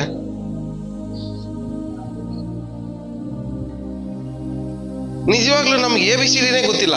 ಫಸ್ಟ್ ಆಫ್ ಆಲ್ ABCD ಗೊತ್ತಿಲ್ಲದವ್ರ ಹತ್ರ ಬಂದು ದೇವ್ರು ಏನಂತ ಮಾತಾಡ್ತಾರೆ ಹೇಳ್ರಿ? ಸ್ವಲ್ಪ ಮಾತಾಡ್ರಿ. ABCD ಗೊತ್ತಿಲ್ದಿರೋನ ಹತ್ರ ದೇವ್ರು ಏನ್ ಮಾತಾಡ್ತಾರೆ? ABCD ಗೊತ್ತಿಲ್ದಿರೋನ ಹತ್ರ ಬಂದು ಆಲ್ಜಿಬ್ರಾ, ಕೆಮಿಸ್ಟ್ರಿ, ಫಿಸಿಕ್ಸ್, ಬಯಾಲಜಿ ಅಂದ್ರೆ ಅವ್ನ್ ಏನ್ ಅರ್ಥ ಆಯ್ತದೆ? ಅದಕ್ಕೆ ನತಾನಿಯಲ್ಗೆ ಹೇಳ್ತಾರೆ, ನಾನ್ ಮಾತಾಡ್ತಾ ಇರೋದೇ ಭೂಲೋಕಕ್ಕೆ ಸಂಬಂಧಪಟ್ಟಿರೋದು. ಭೂಲೋಕಕ್ಕೆ ಸಂಬಂಧಪಟ್ಟಿರೋದೇ ನಿನ್ಗೆ ಅರ್ಥ ಆಗ್ತಾ ಇಲ್ಲ, ಇನ್ ಪರಲೋಕಕ್ಕೆ ಸಂಬಂಧಪಟ್ಟಿರೋದು ಹೇಳಿದ್ರೆ ನಿನ್ಗೆ ಎಲ್ಲಿಂದ ಅರ್ಥ ಆಗುತ್ತೆ ಅಂತ. ABCDನೇ ಗೊತ್ತಿಲ್ದಿರೋವನಿಗೆ ದೇವ್ರು ಬಂದು ಪ್ರತ್ಯಕ್ಷ ಆದ್ರೆ ಅವ್ನಿಗೆ ಏನ್ ಅರ್ಥ ಆಗತ್ತೆ? ಯಾಕಂದ್ರೆ ದೇವ್ರ ಲ್ಯಾಂಗ್ವೇಜ್ ಅವನಿಗೆ ಗೊತ್ತಿಲ್ಲ, ದೇವ್ರು ಮಾತಾಡೋ ವಿಧಾನಗಳೇ ಗೊತ್ತಿಲ್ಲ. ನಿಮ್ಮ ಆಲೋಚನೆಗಳ ಮೂಲಕವಾಗಿ ದೇವರು ಮಾತಾಡ್ತಾರೆ. ಅದು ನಿಮ್ಮ ಆಲೋಚನೆಗಳು ದೇವರ ವಾಕ್ಯಕ್ಕನುಸಾರವಾಗಿದ್ರೆ, ನಿಮ್ಮ ಬಾಯಿಗಳ ಮೂಲಕ ದೇವರು ಮಾತಾಡ್ತಾರೆ. ನಿಮ್ಮ ಬಾಯಿಯ ಮಾತುಗಳು ದೇವರ ವಾಕ್ಯಕ್ಕೆ ಅನುಸಾರವಾಗಿದ್ರೆ. ಆದ್ರೆ ನಾವು ಅರಿಕೆ ಮಾಡೋದು ಒಂದು, ನಾವು ಯೋಚನೆ ಮಾಡೋದು ಇನ್ನೊಂದು. ಏಷ್ಯನಿಗೆ ದೇವ್ರ ವಾಕ್ಯ ನಿಮ್ಮ ಜೀವನದಲ್ಲಿ ನೆರವೇರ್ಬೇಕಂತ ಇಷ್ಟಪಡ್ತಾ ಇದ್ದೀರ. ಯಾವ್ದು ನೆರವೇರ್ಬೇಕು ಅನ್ಕೊಂತೀರೋ ಅದನ್ನ ನಿಮ್ಮ ಮೈಂಡಲ್ಲಿ ಹಾಕೊಳ್ಳಿ, ನಿಮ್ಮ ಬಾಯಲ್ಲೂ ಇಡ್ರಿ. ನಿಮ್ಮ ಬಾಯಲ್ಲೂ ಇಡ್ರಿ, ನಿಮ್ಮ ಮೈಂಡಲ್ಲೂ ಇಟ್ಕೊಳ್ರಿ. ನಿಮ್ಮ ಮೈಂಡಲ್ಲಿ ಯೋಚನೆ ಮಾಡೋದು ಅದನ್ನ ನಿಲ್ಲಿಸ್ಬಾರ್ದು, ನಿಮ್ಮ ಬಾಯಿಂದ ಅರಿಕೆ ಮಾಡೋದು ಅದನ್ನ ನಿಲ್ಲಿಸ್ಬಾರ್ದು. ಹಲ್ಲೆಲೂಯಾ. ದೇವರ ವಾಗ್ದಾನಗಳೇ ನಮ್ಮ ಆಲೋಚನೆಯಾಗಿ ನಮ್ಮ ಮಾತುಗಳಾಗಿ ಮಾರ್ಪಡಲಿ ಯೇಸು ನಾಮದಲ್ಲಿ. ಪಕ್ಕದಲ್ಲಿ ಕೈಗೊಟ್ಟು ಹೇಳ್ರಿ, ಅರಿಕೆ ಮಾಡಿ, ಯೇಸು ನಾಮದಲ್ಲಿ ದೇವರ ವಾಗ್ದಾನಗಳು ನಿಮ್ಮ ಆಲೋಚನೆಯಾಗಿ ನಿಮ್ಮ ಬಾಯಿಯ ಅರಿಕೆಯಾಗಿ ಇವತ್ತಿಂದ ಮಾರ್ಪಡಲಿ. ನಮ್ಮ ಆಲೋಚನೆನೂ ಅದೇ ಆಗಿರ್ಬೇಕು, ನಮ್ಮ ಬಾಯಿ ಮಾತನು ಅದೇ ಆಗಿರ್ಬೇಕು. ಹಲ್ಲೆಲೂಯಾ. ಯಾರನ್ನ ಬಂದು ಕೇಳಿದ್ರು, ಏನೋ ಅಳತರ ಇದೆಯಾ, ಇವಾಗ ಅಳ್ತಾ ಇದ್ದೆ, ಇವಾಗಿಂದ ನಗಕ್ಕೆ ಸ್ಟಾರ್ಟ್ ಮಾಡ್ತೀನಿ ಅಂತ ಹೇಳ್ರಿ. ನಾವು ಇಮ್ಮಿಡಿಯೇಟ್ ಆಗಿ ಸ್ವಿಚ್ ಆನ್ ಆಗ್ಬಿಡ್ಬೇಕು. ಸ್ವಲ್ಪ ಜನ ಮುಟ್ಟಿದ್ರೆ ಸಾಕು ಅಳಕ್ ಸ್ಟಾರ್ಟ್ ಮಾಡ್ಬಿಡ್ತಾರೆ. ಒಂದೈತಲ್ಲ ಒಂದ್ ಗಿಡ ಯಾವುದು ಮುಟ್ಟಿದ್ರೆ ಮುನಿ ಅಂತ, ಮುಟ್ಟಿದ್ರೆ ಹಿಂಗ್ ಸುಣ್ಕೊಳತ್ ನೋಡ್ರಿ. ಆತರ ಕೆಲವರು ವಿಶ್ವಾಸಿಗಳು ಮುಟ್ಟಿದ್ರೆ ಸಾಕು, ಏನ್ ಸಿಸ್ಟರ್ ಅಳ್ತಾ ಇದೀರ ಅಂದ್ರೆ ಅವಾಗ ಸ್ಟಾರ್ಟ್ ಮಾಡ್ತಾರೆ ನೋಡ್ರಿ ಓಪನ್ ಮಾಡಕ್ಕೆ. ಬಟ್ ನಾವು ಹಂಗ್ ಉಲ್ಟಾ ಇರ್ಬೇಕು. ಯಾರನ್ನ ಬಂದು ನಮ್ಮ ಕಣ್ಣಿಟ್ಬಿಟ್ರೆ ನಾವು ಕಣ್ಣೀರಲ್ಲಿ ಇದೀವಂತ ಅವ್ರ ಮುಂದ್ಗಡೆ ನಾವೇನ್ ಮಾಡ್ಬೇಕು, ದೇವ್ರ ವಾಕ್ಯಕ್ಕೆ ಸಪೋರ್ಟ್ ಮಾಡ್ಬೇಕು. ಇವ್ರ ಮುಂದ್ಗಡೆ ನಾನು ಅಳಬಾರ್ದು, ಇವ್ರ ಮುಂದ್ಗಡೆ ನಾನು ತಲೆ ಬಗ್ಗಿಸ್ಬಾರ್ದು, ಇವ್ರ ಮುಂದ್ಗಡೆ ನಾನು ಅವಮಾನ ಪಡಬಾರ್ದು. ಸಡನ್ ಆಗಿ ನಾವೇನ್ ಮಾಡ್ಬೇಕು, ದೇವ್ರ ವಾಕ್ಯಕ್ಕೆ ನಮ್ಮ ಬಾಯಲ್ಲಿ ಸ್ವಿಚ್ ಆನ್ ಆಗ್ಬಿಡ್ಬೇಕು. ನಮ್ಮ ಆಲೋಚನೆಗಳಲ್ಲಿ ದೇವ್ರ ವಾಕ್ಯನ ತಗೊಂಡ್ಬಂದ್ಬಿಡ್ಬೇಕು. ನಮ್ಮ ಆಲೋಚನೆಯಲ್ಲಿ ಯಾವ ಕೆಟ್ಟದಕ್ಕೂ ನಮ್ಮ ಆಲೋಚನೆಯಲ್ಲಾಗ್ಲಿ ನಮ್ಮ ಬಾಯಿಂದ ಆಗ್ಲಿ ಜಾಗ ಕೊಡಬಾರ್ದು. ಕಣ್ಣೀರಲ್ಲಿ ಇದೀನಿ ಅಂತ ಹೇಳಕ್ಕೂ ನಾವು ಭಯ ಪಡ್ಬೇಕು. ಯಾಕಂದ್ರೆ ಅವೆಲ್ಲ ನಮ್ಮ ಲೈಫಲ್ಲಿ ಇರ್ಬೇಕಾಗಿರೋವು ಅಲ್ಲ. ರೋಗ ಐತೆ ಅಂತ ನಮ್ಮ ಬಾಯಲ್ಲಿ ಹೇಳಬಾರ್ದು, ಬರಬಾರ್ದು. ಅದನ್ನ ಹೇಳಕ್ಕೆ ನಾವು ಏನ್ ಮಾಡ್ಬೇಕು, ಭಯ ಪಡ್ಬೇಕು, ಯೋಚನೆ ಮಾಡ್ಬೇಕು. ಒಂದ್ 4-5 ಸರಿ ಹೇಳ್ಬೇಕಾ ಬೇಡವಾ ಅಂತ. ಆದ್ರೆ ನಾವೇನ್ ಮಾಡ್ತಾ ಇದೀವಿ ಅಂದ್ರೆ ಕೆಟ್ಟದನ್ನ ಮಾತಾಡಕ್ಕೆ ಸರ್ವಸಾಧಾರಣವಾಗಿ ನಾವು ಬಾಯಲ್ಲಿ ವಾರ್ತೆಗಳನ್ನ ಬಿಟ್ಕೊಡ್ತಾ ಇದೀವಿ. ಕೆಟ್ಟ ಮಾತುಗಳನ್ನ, ಬೇಡದಿರೋ ಮಾತುಗಳನ್ನ ಸರ್ವಸಾಧಾರಣವಾಗಿ ನಾವೇನ್ ಮಾಡ್ತಾ ಇದೀವಿ, ಬಾಯಿಂದ ಬಿಟ್ಕೊಡ್ತಾ ಇದೀವಿ.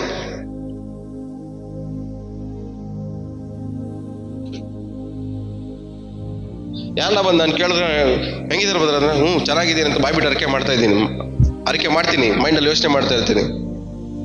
ಇಲ್ಲಿವರೆಗೂ ಇಲ್ಲ, ಇವಾಗ ಅರಿಕೆ ಮಾಡಿದ್ದೀನಿ ಚೆನ್ನಾಗಾಗ್ತೀನಿ ಅಂತ ಇಲ್ಲಿ ಯೋಚನೆ ಮಾಡ್ತಾ ಇರ್ತೀನಿ, ಬಾಯಲ್ಲಿ ಚೆನ್ನಾಗಿದ್ದೀನಿ ಅಂತ ಹೇಳ್ತಾ ಇರ್ತೀನಿ.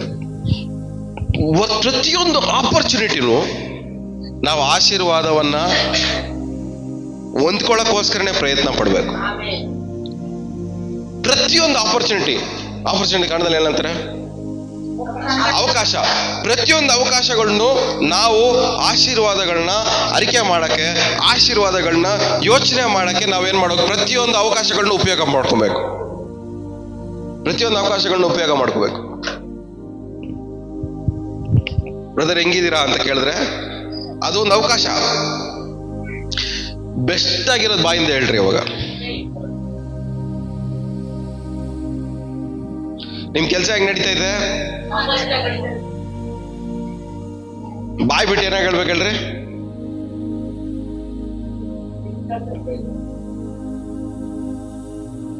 ಬೆಸ್ಟ್ ಆಗಿರೋ ಆನ್ಸರ್ ಕೊಡ್ರಿ.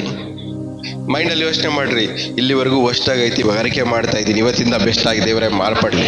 ಈ ಬಾಯಿಂದ ಅರಿಕೆ ಮಾಡಿರೋ ಮಾತು ಕ್ರಿಯೆ ಮಾಡ್ಲಿ ಇವತ್ತಿಂದ ಅಂತ. ಒಂದೊಂದು ಅವಕಾಶಗಳನ್ನ ಉಪಯೋಗ ಮಾಡಿಕೊಂಡು ದೇವ್ರ ವಾಕ್ಯನ ಬಾಯಿಂದ ಬಿಡುಗಡೆ ಮಾಡ್ರಿ. ಆ ದೇವ್ರ ವಾಕ್ಯ ಕ್ರಿಯೆ ಮಾಡುತ್ತೆ, ಸಜೀವವಾದದ್ದು ಕ್ರಿಯೆ ಮಾಡುತ್ತೆ ಅನ್ನುವಂಥ ನಂಬಿಕೆಯಿಂದ, ಭರವಸೆಯಿಂದ ನಿಮ್ಮ ಬಾಯಿಂದ ದೇವ್ರ ವಾಕ್ಯ ಅರಿಕೆ ಮಾಡೋದಾದ್ರೆ ಖಂಡಿತವಾಗಿ ಬಾಯಿಂದ ಹೊರಡಿರುವ ಮಾತು ಕ್ರಿಯೆ ಮಾಡೇ ಮಾಡುತ್ತೆ. ಆದ್ರೆ ಈ ಜನರ ಮುಂದಗಡೆ ನಾವು ದೇವ್ರ ವಾಕ್ಯ ನೆರವೇರುತ್ತೆ ಅಂತ ಕಾನ್ಫಿಡೆನ್ಸ್ ಆಗಿ ಇಲ್ಲ. ಜನರ ಮುಂದಗಡೆ ದೇವ್ರ ವಾಕ್ಯದ ಮೇಲೆ ನಾವು ಭರವಸೆ ಇಡ್ತಾ ಇಲ್ಲ. ಭರವಸೆ ಇಡ್ತಾ ಇಲ್ಲ.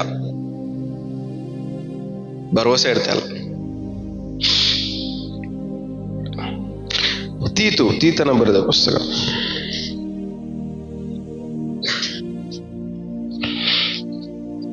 1ನೇ ಅಧ್ಯಾಯ 3ನೇ ಭಾಗ 1:3.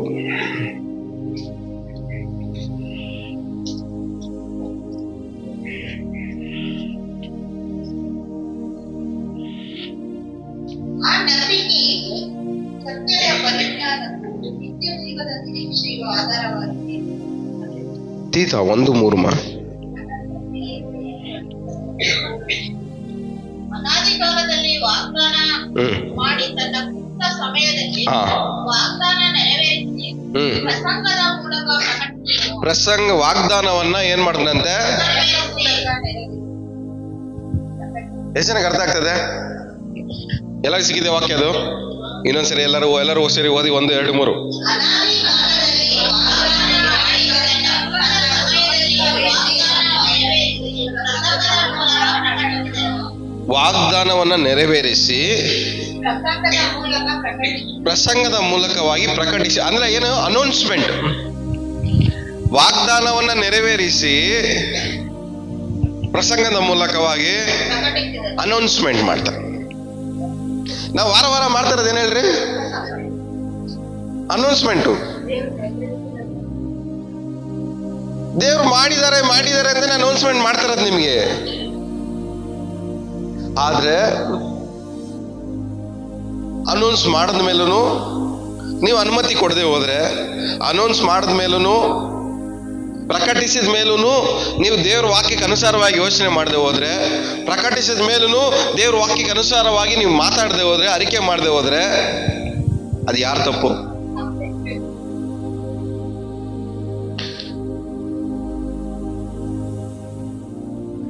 ಪ್ರಸಂಗದ ಮೂಲಕವಾಗಿ ದೇವ್ರೇನ್ ಮಾಡ್ತಾರೆ? ಪ್ರಕಟ ಮಾಡ್ತಾರೆ, ನಿಮಗೆ ಹೊರಪಡಿಸ್ತಾರೆ. ವಾರ ನೀವು ವಾಕ್ಯ ಕೇಳ್ತಾ ಇದ್ದೀರಾ? ಇಲ್ಲ ಕೇಳಿದಾಗಲ್ಲ ಏನ್ ಅನಿಸ್ತದೆ ನಿಮ್ಗೆ? ಒಂದೊಂದು ವಾರನ ದೇವರು ನಿಮ್ಗೆ ಏನ್ ಮಾಡ್ತಾ ಇದಾರೆ? ಯಾವ್ದೋ ಒಂದು ಹೊಸದನ್ನ ಏನ್ ಮಾಡ್ತಾ ಇದಾರೆ? ಪ್ರಕಟ ಪಡಿಸ್ತಾ ಇದಾರೆ. ಅದನ್ನ ನೀವೇನ್ ಮಾಡ್ಬೇಕು? ಸ್ವೀಕರಿಸಬೇಕು. ಅದ್ರ ಪ್ರಕಾರವಾಗಿ ನಿಮ್ಮ ಆಲೋಚನೆಗಳನ್ನ ಬದಲಾಯಿಸ್ಕೋಬೇಕು. ಅದ್ರ ಪ್ರಕಾರವಾಗಿ ನಿಮ್ಮ ಮಾತುಗಳನ್ನ ಏನ್ ಮಾಡ್ಬೇಕು? ಬದಲಾಯಿಸ್ಕೋಬೇಕು. ವಾಗ್ದಾನಗಳು ನೆರವೇರುತ್ತೆ, ವಾಕ್ಯದ ಮೂಲಕವಾಗಿ ಪ್ರಕಟವಾಗತ್ತೆ. ಎಲ್ಲ ಬಾಯ್ಬಿಟ್ಟು ಅರಿಕೆ ಮಾಡ್ರಿ, ವಾಗ್ದಾನ ನೆರವೇರುತ್ತೆ, ವಾಕ್ಯದ ಮೂಲಕವಾಗಿ ಪ್ರಕಟವಾಗತ್ತೆ. ಸೊ ದೇವರ ವಾಕ್ಯವು ಪ್ರಕಟವಾಗತ್ತೆ, ಪ್ರತ್ಯಕ್ಷವಾಗತ್ತೆ. ವಾಗ್ದಾನಗಳು ನೆರವೇರಿ ಪ್ರತ್ಯಕ್ಷವಾಗತ್ತೆ. ವಾಗ್ದಾನಗಳು ನೆರವೇರಿ ಪ್ರತ್ಯಕ್ಷವಾಗ್ತವೆ. ಎಲ್ಲ ಬಾಯ್ಬಿಟ್ಟು ಅರಿಕೆ ಮಾಡಿ. ವಾರ ಓದ್ತಾ ಇದ್ದೀರಾ? ಅರಿಕೆ ಮಾಡ್ತಾ ಇದ್ದೀರಾ? ಸ್ವಲ್ಪ ಡೌಟ್ ಕ್ವೆಶನ್ ಮಾರ್ಕ್ ಹಾಕಿ. ಓದ್ತಾ ಇದ್ದೀನಾ? ಅರಿಕೆ ಮಾಡ್ತಾ ಇದ್ದೀನಾ? ಇಲ್ಲ ಹೇಳ್ಕೊಟ್ಟಂಗೆ ಹೇಳ್ತಾ ಇದ್ದೀನಾ? ಇಲ್ಲ ಅರಿಕೆ ಮಾಡ್ತಾ ಇದ್ದೀನಾ?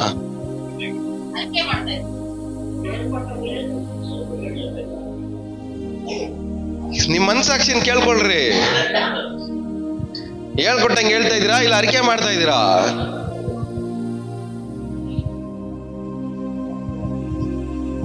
ಎರಡಕ್ಕೂ ಡಿಫ್ರೆನ್ಸ್ ಐತೆ ಇಲ್ಲ?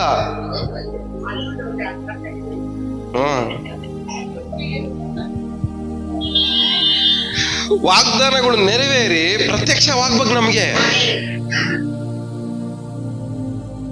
ಎಷ್ಟು ನಂಬ್ತಾ ಇದ್ದೀರಾ? ಇವತ್ತಿಂದ ದೇವರ ವಾಗ್ದಾನಗಳು ನೆರವೇರಿ ನಮಗೆ ಪ್ರತ್ಯಕ್ಷವಾಗಲಿ. ದೇವರ ವಾಕ್ಯದ ಮೂಲಕವಾಗಿ ದೇವರ ವಾಗ್ದಾನಗಳು ನೆರವೇರಿ ದೇವರ ವಾಕ್ಯದ ಮೂಲಕವಾಗಿ ಆತನ ವಾಗ್ದಾನಗಳು ಪ್ರತ್ಯಕ್ಷವಾಗಲಿ. ಹಲ್ಲೆಲೂಯಾ. ಇವತ್ತಿಂದ ಪ್ರತ್ಯಕ್ಷವಾಗಲಿ. ನಮಗೆ ದೇವರ ವಾಗ್ದಾನಗಳು ನೆರವೇರಿ ಪ್ರತ್ಯಕ್ಷವಾಗಬೇಕು. ಆಮೇನ್. ನಿಮ್ಮ ಕುಟುಂಬಗಳಲ್ಲಿ ದೇವರ ವಾಗ್ದಾನಗಳು ನೆರವೇರಿ ದೇವರ ವಾಕ್ಯವು ಪ್ರತ್ಯಕ್ಷವಾಗಲಿ. ನಿಮ್ಮ ಮಾಡುವ ಕೆಲಸಗಳಲ್ಲಿ ದೇವರ ವಾಗ್ದಾನಗಳು ನೆರವೇರಿ ದೇವರ ವಾಕ್ಯವು ಪ್ರತ್ಯಕ್ಷವಾಗಲಿ. ನೀವು ಹೋಗೋ ಜಾಗಗಳಲ್ಲಿ ದೇವರ ವಾಗ್ದಾನಗಳು ನೆರವೇರಿ ದೇವರ ವಾಕ್ಯವು ಪ್ರತ್ಯಕ್ಷವಾಗಲಿ. ನಿಮ್ಮ ಬಂಧು ಬಳಗದವರ ಮಧ್ಯದಲ್ಲಿ ದೇವರ ವಾಗ್ದಾನಗಳು ನೆರವೇರಿ ದೇವರ ವಾಕ್ಯವು ಪ್ರತ್ಯಕ್ಷವಾಗಲಿ. ಹಲ್ಲೆಲೂಯಾ. ನೀವು ಕೈ ಇಡುವ ಕೆಲಸಗಳಲ್ಲಿ ದೇವರ ವಾಗ್ದಾನವು ನೆರವೇರಿ ದೇವರ ವಾಕ್ಯವು ಪ್ರತ್ಯಕ್ಷವಾಗಲಿ. ದೇವರ ವಾಕ್ಯವು ಪ್ರತ್ಯಕ್ಷವಾಗುವಂತ ಪ್ರತಿಯೊಂದು ಜಾಗದಲ್ಲೂ ಡಿವಿಷನ್ ಇದ್ದೇ ಇರುತ್ತೆ. ಬೇರ್ಪಡುವಿಕೆ ಇದೇ ಇರುತ್ತೆ. ಕಣ್ಣೀರು ಹಾಕೋನ್ಗೂ ನಮಗೂ ಒಂದು ಡಿಫ್ರೆನ್ಸ್ ಇರಬೇಕು. ಅವಮಾನ ಪಡೋನ್ಗೂ ನಮಗೂ ಒಂದು ಡಿಫ್ರೆನ್ಸ್ ಇರಬೇಕು. ಕಷ್ಟದಲ್ಲಿ ಇರೋನ್ಗೂ ಸುಖದಲ್ಲಿ ಇರೋನ್ಗೂ ಒಂದು ಡಿಫ್ರೆನ್ಸ್ ಇರಬೇಕು. ಬಾಧೆ ಪಡೋನ್ಗೂ ಸಮಾಧಾನವಾಗಿರೋನ್ಗೂ ಒಂದು ಡಿಫ್ರೆನ್ಸ್ ಇರಬೇಕು. ಸಾಲದಲ್ಲಿರೋನ್ಗೂ ಸಮೃದ್ಧಿಯಲ್ಲಿರೋನ್ಗೂ ಒಂದು ಡಿಫ್ರೆನ್ಸ್ ಇರಬೇಕು. ಕೀಳಲ್ಲಿರೋನ್ಗೂ ಮೇಲಲ್ಲಿರೋನ್ಗೂ ಒಂದು ಡಿಫ್ರೆನ್ಸ್ ಇರಬೇಕು. ನಷ್ಟದಲ್ಲಿರೋನ್ಗೂ ಲಾಭದಲ್ಲಿರೋನ್ಗೂ ಒಂದು ಡಿಫ್ರೆನ್ಸ್ ಇರಬೇಕು. ವೇದನೆಯಲ್ಲಿರೋನ್ಗೂ ಸಂತೋಷದಲ್ಲಿರೋನ್ಗೂ ಒಂದು ಡಿಫ್ರೆನ್ಸ್ ಇರಬೇಕು. ಆ ಡಿಫ್ರೆನ್ಸ್ ದೇವ್ರ ವಾಕ್ಯ ಪ್ರತ್ಯಕ್ಷವಾದ್ರೆ ಆಟೋಮೆಟಿಕ್ ನಮ್ಮ ಲೈಫಲ್ಲಿ ಉಂಟಾಗತ್ತೆ. ಹಲ್ಲೆಲೂಯಾ. ಸೊ ದೇವ್ರ ವಾಗ್ದಾನ ನೆರವೇರಬೇಕಾದ್ರೆ ನಿಮ್ಮ ದುಃಖವು ಸಂತೋಷವಾಗಿ ಮಾರ್ಪಡುತ್ತೆ.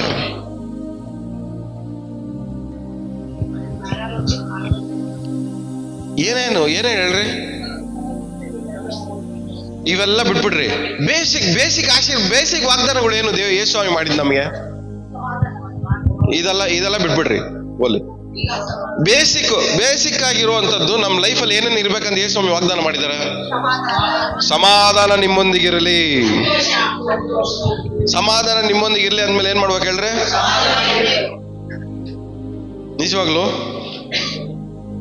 ಒಂದು ವಿಶ್ವಾಸಿ ಜೀವನದಲ್ಲಿ ಏನಾಗಿರ್ಬೇಕು ಹೇಳ್ರಿ? ಸಮಾಧಾನ ಇರ್ಲೇಬೇಕು. ಇದೆಲ್ಲ ಬಿಟ್ಬಿಡ್ರಿ. ಈ 19 ಪಾಯಿಂಟು ಬೇಸಿಕ್ ಆಗಿ ಒಂದು ವಿಶ್ವಾಸಿಗೆ ಇರ್ಬೇಕಾಗಿರೋದೆಲ್ಲ ಏನು? ಸಮಾಧಾನ. ಎರಡನೇದು ಯೇಸು ಸ್ವಾಮಿ ಹೇಳಿದ್ ಹೇಳ್ರಿ, ಧೈರ್ಯವಾಗಿರ್ರಿ, ಭಯ ಪಡ್ಬೇಡ್ರಿ. ಸೊ ಎರಡನೇದೇನು? ಧೈರ್ಯ. ಏನಿರ್ಲಿ ಇಲ್ಲದೆ ಹೋಗ್ಲಿ, ಬೇಸಿಕ್ ಥಿಂಗ್ಸ್ ಏನಾಗಿರ್ಬೇಕು? ಬೇಸಿಕ್ ಥಿಂಗ್ಸ್ ನಮ್ಮಲ್ಲಿ ಇರ್ಲೇಬೇಕು. ಸಮಾಧಾನ ಒಂದು ಬೇಸಿಕ್ ಥಿಂಗ್. ಎರಡನೇದು ಧೈರ್ಯ ಅನ್ನೋದು ಒಂದು ಬೇಸಿಕ್. ಮೂರನೇದೇನು?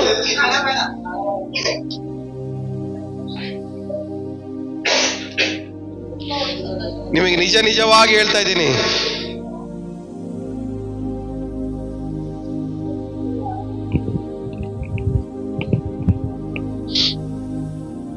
ನಿಮ್ಗೆಲ್ಲ ಜ್ಞಾಪಕ ಮಾಡ್ಬೇಕಾಗಿ ಬರ್ತಾ ಇದೆ. ನಿಮ್ಮ ದುಃಖ ಹೋಗಿ ಸಂತೋಷ ಆಗ. ಸೊ ಬೇಸಿಕ್ ಥಿಂಗ್ ಏನು? ದುಃಖ ಇರಬಾರ್ದು. ಅದಕ್ಕೆ ಬದಲಾಗಿ ನಮ್ಮಲ್ಲಿ ಏನಿರ್ಬೇಕು? ಸಂತೋಷ ಇರಬೇಕು. ಏನದು? ಯಾವಾಗ್ಲೂ ಕರ್ತನಲ್ಲಿ ಸಂತೋಷ ಪಡ್ರಿ. ಸೊ ಯಾವಾಗ್ಲೂ ಏನಿರ್ಲಿ ಇಲ್ಲದೆ ಹೋಗ್ಲಿ, ಸಮಾಧಾನ ಇರಬೇಕು, ಧೈರ್ಯ ಇರಬೇಕು, ಸಂತೋಷ ಇರಬೇಕು. ಇನ್ನೇನ್ ಬೇಸಿಕ್ ಥಿಂಗ್ಸ್ ನಮ್ಮ ಲೈಫಲ್ಲಿ ಇರ್ಬೇಕಾಗಿರೋದು? ಅದೆಲ್ಲ ಫ್ರೂಟು. ಯೇಸು ಸ್ವಾಮಿ ಹೇಳಿದ ಮಾತು ಹೇಳ್ರಿ,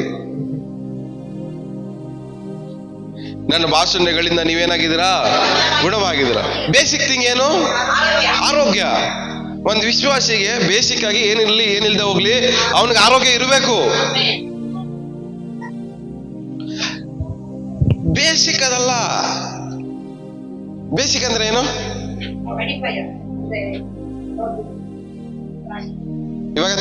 ಇವಾಗ ಒಂದು ಸಾಮಾನ್ಯ ಮನುಷ್ಯಗೆ ಏನ್ ಬೇಕು? ತಿನ್ನಕ್ಕೆ ಊಟ ಬೇಕು, ಹಾಕೊಳಕ್ ಬಟ್ಟೆ ಬೇಕು, ಇರಕ್ ಮನೆ ಬೇಕು, ಕುಡಿಯಕ್ ನೀರ್ ಬೇಕು. ಇದು ಬೇಸಿಕ್. ಅದೇ ತರನೇ ಆತ್ಮಿಕವಾಗಿ ಬೇಸಿಕ್ ಥಿಂಗ್ಸ್ ಏನು?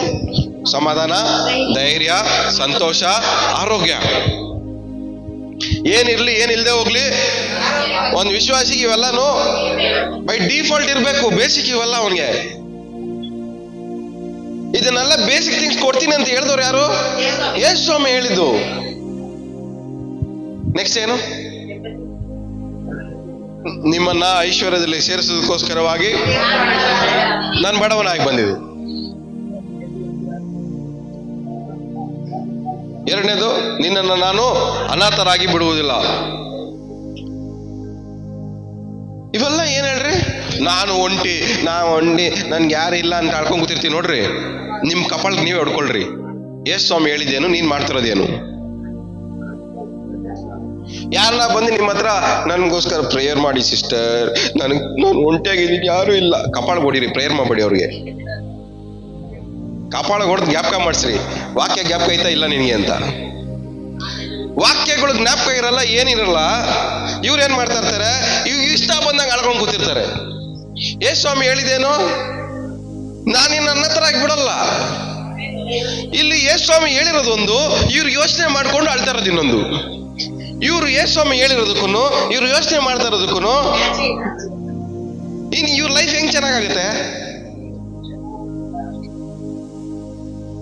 ಶಕ್ತಿಗೆ ಮೀರಿ ಯಾವ ಶೋಧನೆನೂ ನಿಮಗೆ ಬರಗಡು. ಅಂದ್ರೆ ಅರ್ಥ ಏನು? ನನ್ನ ಲೈಫೇ ಭಾರ ಜಾಸ್ತಿ ಆಗ್ಬಿಟ್ಟಿದೆ, ತಡ್ಕೊಳಕ್ ಆಗ್ತಾ ಇಲ್ಲ, ಒತ್ಕೊಳಕ್ ಆಗ್ತಾ ಇಲ್ಲ.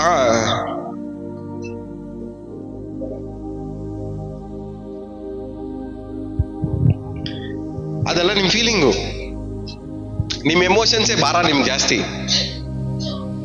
ನೀವು ಫೀಲ್ ಮಾಡ್ತಾ ಇದ್ದೀರ ನೋಡ್ರಿ, ಆ ಫೀಲಿಂಗೇ ನಿಮಗೆ ಭಾರ ಜಾಸ್ತಿ. ಯಾರೋ ಬೈದ್ಬಿಡ್ತಾರೆ ನಿಮಗೆ, ಅವ್ರು ಬೈದಿರೋದಕ್ಕಿಂತ ಆ ಬೈದಿರೋದ್ರ ಬಗ್ಗೆ ಫೀಲಿಂಗ್ ಭಾರ ಜಾಸ್ತಿ, ಅವ್ರು ಬೈದಿರೋ ಭಾರ ಜಾಸ್ತಿ ಅಲ್ಲ.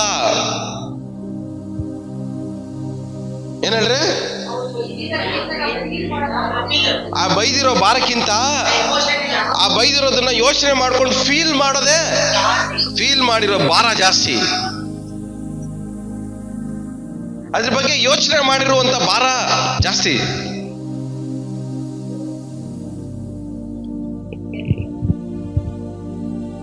ಯಾರು ನೀವೆಲ್ಲ? ಯಾರು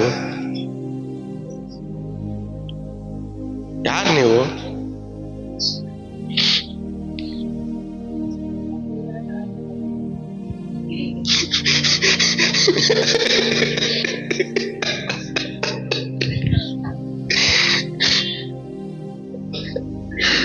ಅಯ್ಯೋ, ಬೇಸಿಕ್ ಆಗಿ ಇರಬೇಕಾಗಿರೋದು ನಮ್ಮ ಲೈಫಲ್ಲಿ ಖಂಡಿತವಾಗಿ ಇರಲೇಬೇಕು.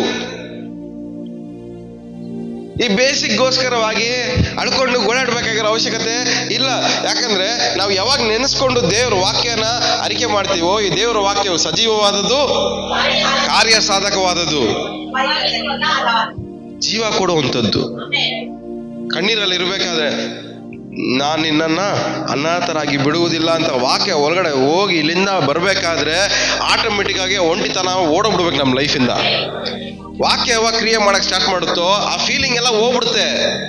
ಆ ಫೀಲಿಂಗ್ ಭಾರನೇ ಜಾಸ್ತಿ ನಮಗೆ.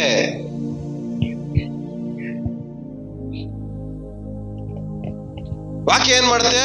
ಆ ಫೀಲಿಂಗ್ನು ನಿಮ್ಮನ್ನು ಡಿವೈಡ್ ಮಾಡುತ್ತೆ, ವಿಭಾಗ ಮಾಡುತ್ತೆ. ಯಾರನ್ನ ಏನ ಹೇಳ್ರೆ? ನಿಮ್ಮನ್ನು, ನಿಮ್ನ ಆ ಫೀಲಿಂಗ್ನ ದೂರ ಮಾಡುತ್ತೆ. ಇವತ್ತು ನಿಮ್ಮನ್ನು, ನಿಮ್ ಫೀಲಿಂಗ್ನು ದೇವರ ವಾಕ್ಯ ದೂರ ಮಾಡ್ಲಿ. ಈ ಫೀಲಿಂಗ್ಗಳೇ ಬರ ಜಾಸ್ತಿ ನಮ್ಗೆ. ಇವ್ರು ಹಂಗ ಅನ್ಬಿಟ್ರು ಅಂತ ಅದನ್ನೇ ಯೋಚನೆ ಮಾಡ್ಕೊಂಡು ಫೀಲ್ ಮಾಡ್ಕೊಂಡೇ ಇರ್ತೀವಿ. ಇವ್ರು ಹಿಂಗ್ ಬೈದ್ಬಿಟ್ರೆ ಅದನ್ನು ಯೋಚನೆ ಮಾಡ್ಕೊಂಡು ಫೀಲ್ ಮಾಡ್ಕೊಂಡಿರ್ತೀವಿ. ಇವ್ರು ಹಂಗ ಅನ್ಬಿಟ್ರು ಅಂದ್ಬಿಟ್ಟು ಅದನ್ನು ಯೋಚನೆ ಮಾಡ್ಕೊಂಡು ಫೀಲ್ ಮಾಡ್ಕೊಂಡಿರ್ತೀವಿ. ನನ್ನ ಬಗ್ಗೆ ಹಿಂಗ್ ಮಾತಾಡೋದಂದ್ರೆ ಅದನ್ನು ಯೋಚನೆ ಮಾಡ್ಕೊಂಡು ಫೀಲ್ ಮಾಡ್ಕೊಂಡಿರ್ತೀವಿ. ಮಾಡಿ ಮಾಡಿ ಮಾಡಿ ಭಾರ ಹೊತ್ಕೊಂಡು ಏನಾಗ್ಬಿಟ್ಟಿದೀವಿ ನಮ್ಮ ಲೈಫಲ್ಲಿ, ನಮ್ಮ ಲೈಫ್ನೇ ನಾವು ಹಾಳು ಮಾಡ್ಕೊಂಡ್ಬಿಟ್ಟಿದ್ದೀವಿ. ಇವತ್ತು ನಮ್ಮನ್ನು, ನಾವು ಮಾಡ್ತಾರ ಯೋಚನೆಗಳನ್ನು, ನಮ್ಮ ಫೀಲಿಂಗ್ನು ಇಂದ ದೇವ್ರು ನಮ್ಮನ್ನ ದೂರ ಮಾಡಲಿ. ಪಕ್ಕದಲ್ಲಿ ಕೈಗೊಟ್ಟು ಅರಿಕೆ ಮಾಡ್ರಿ, ಯೇಸು ನಾಮದಲ್ಲಿ ಇವತ್ತಿಂದ ನೀವು ಮಾಡ್ತಾರೋ ಯೋಚನೆಗಳಿಂದ, ನಿಮಗಿರೋ ಫೀಲಿಂಗ್ಗಳಿಂದ ದೇವರು ನಿಮ್ಮನ್ನ ದೂರ ಮಾಡಲಿ, ದೇವರು ನಿಮ್ಮನ್ನ ಬಿಡುಗಡೆ ಮಾಡಲಿ. ಯೇಸು ನಾಮದಲ್ಲಿ ನಿಮ್ಮನ್ನು, ಕಣ್ಣೀರ್ನು ದೇವರು ದೂರ ಮಾಡಲಿ. ನಿಮ್ಮನ್ನು ಅವಮಾನದ ಫೀಲಿಂಗ್ನು ದೇವರು ದೂರ ಮಾಡಲಿ. ನಿಮ್ಮನ್ನು ನೋವನ್ನು ದೇವರು ದೂರ ಮಾಡಲಿ. ನಿಮ್ಮನ್ನು ಬಾಧೆಗಳನ್ನು ದೇವರು ದೂರ ಮಾಡಲಿ.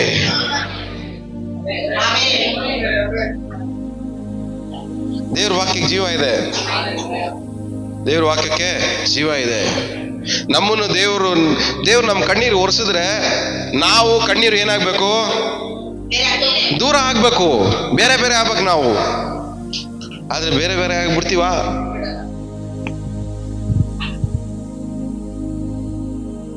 ದೇವ್ರು ನಿಮ್ಮನ್ನ ಬಿಡುಗಡೆ ಮಾಡಿದ್ರೆ ನಿಜವಾದ ಬಿಡುಗಡೆ. ಅಂದ್ರೆ ದೇವ್ರು ಬಿಡುಗಡೆ ಮಾಡಿದ್ರೆ ಖಂಡಿತವಾಗಿ ನಿಮಗೆ ಬಿಡುಗಡೆ ಆಗ್ಬೇಕು. ಇವೆಲ್ಲ ದೊಡ್ಡ ದೊಡ್ಡದು ಬಿಡ್ರಿ, ಅಟ್ಲೀಸ್ಟ್ ಸಣ್ಣ ಸಣ್ಣದ್ರಲ್ಲಿ ಬಿಡುಗಡೆ ಆಗ್ಬೇಕಲ್ಲ. ಸಣ್ಣ ಸಣ್ಣದು ಯಾವುದು? ಸಮಾಧಾನ, ಸಂತೋಷ, ಧೈರ್ಯ, ಆರೋಗ್ಯ, ಆಮೇಲೆ ಒಂಟಿಯಾಗಿರೋದಲ್ಲ, ದೇವ್ರು ನನ್ನ ಸಂಗಡ ಇದ್ದಾರೆ ಅಂತ ಧೈರ್ಯವಾಗಿರೋದು. ಲೋಕದಲ್ಲಿ ಸಂಕಟಗಳುಂಟು, ನೀವು ಒಳ್ಳೊಳ್ಳೆ ವಾಕ್ಯಗಳಿಗೆ ಹಾಕೋ ಬರ್ತಾ ಇದ್ದಾರೆ. ಗುಡ್ ಬೈ ಗುಡ್, ಎದರ ಬೇಡ್ರಿ. ಲೋಕದಲ್ಲಿ ಸಂಕಟ ಇದೆ, ಆದ್ರೂ ಭಯ ಪಡಬೇಡ್ರಿ. ನಾನು ಲೋಕವನ್ನು ಜಯಿಸಿದ್ದೀನಿ ಅಂದ್ರೆ ಅರ್ಥ ಏನು? ಕಷ್ಟ ಇದೆ, ಕಷ್ಟದ ಬಗ್ಗೆ ಯೋಚನೆ ಮಾಡ್ಬೇಡ್ರಿ, ನಾನು ಅದನ್ನ ಜಯಿಸಿದ್ದೀನಿ, ನನ್ನ ಬಗ್ಗೆ ಯೋಚನೆ ಮಾಡ್ರಿ ಅಂತ. ಆದ್ರೆ ನಾವೇನ್ ಮಾಡ್ತೀವಿ? ಕಷ್ಟದ ಬಗ್ಗೆನೇ ಯೋಚನೆ ಮಾಡ್ತೀವಿ, ದೇವ್ರ ಬಗ್ಗೆ ಯೋಚನೆ ಮಾಡಲ್ಲ ಅಂತೀವಿ. ನಿಮ್ಮ ಕಷ್ಟದಲ್ಲಿ ನಿಮ್ಮ ಕಷ್ಟವನ್ನ ಜಯಿಸಿರುವ ಆತನನ್ನ ಸ್ವಲ್ಪ ಯೋಚನೆ ಮಾಡೋದು ಕಲೀರಿ. ನಿಮ್ಮಲ್ಲಿರುವಂತ ಕ್ರಿಸ್ತನ್ ಏನ್ ಮಾಡಿದ್ದಾರೆ? ನಿಮಗಿರುವಂತ ಕಷ್ಟವನ್ನ ಜಯಿಸಿದ್ದಾರೆ. ಅದು ಪ್ರತ್ಯಕ್ಷವಾಗ್ಬೇಕಂದ್ರೆ ನಾವೇನಾಗಿರ್ಬೇಕು? ಆತನ ವಾಕ್ಯಕ್ಕೆ ಅನುಸಾರವಾಗಿ ಯೋಚನೆ ಮಾಡೋರು ಆಗಿರ್ಬೇಕು. ನಾವು ನಮಗೋಸ್ಕರವಾಗಿ ನಮ್ಮ ಕಷ್ಟಗಳನ್ನ ಯೇಸುಸ್ವಾಮಿ ಏನ್ ಮಾಡಿದ್ದಾರೆ? ಜಯಿಸಿದ್ದಾರೆ. ಆ ಜಯಿಸಿರುವಂತ ಜಯ ಏನಾಗ್ಬೇಕು? ನಮ್ಮ ಜೀವನದಲ್ಲಿ ಪ್ರತ್ಯಕ್ಷವಾಗ್ಬೇಕು.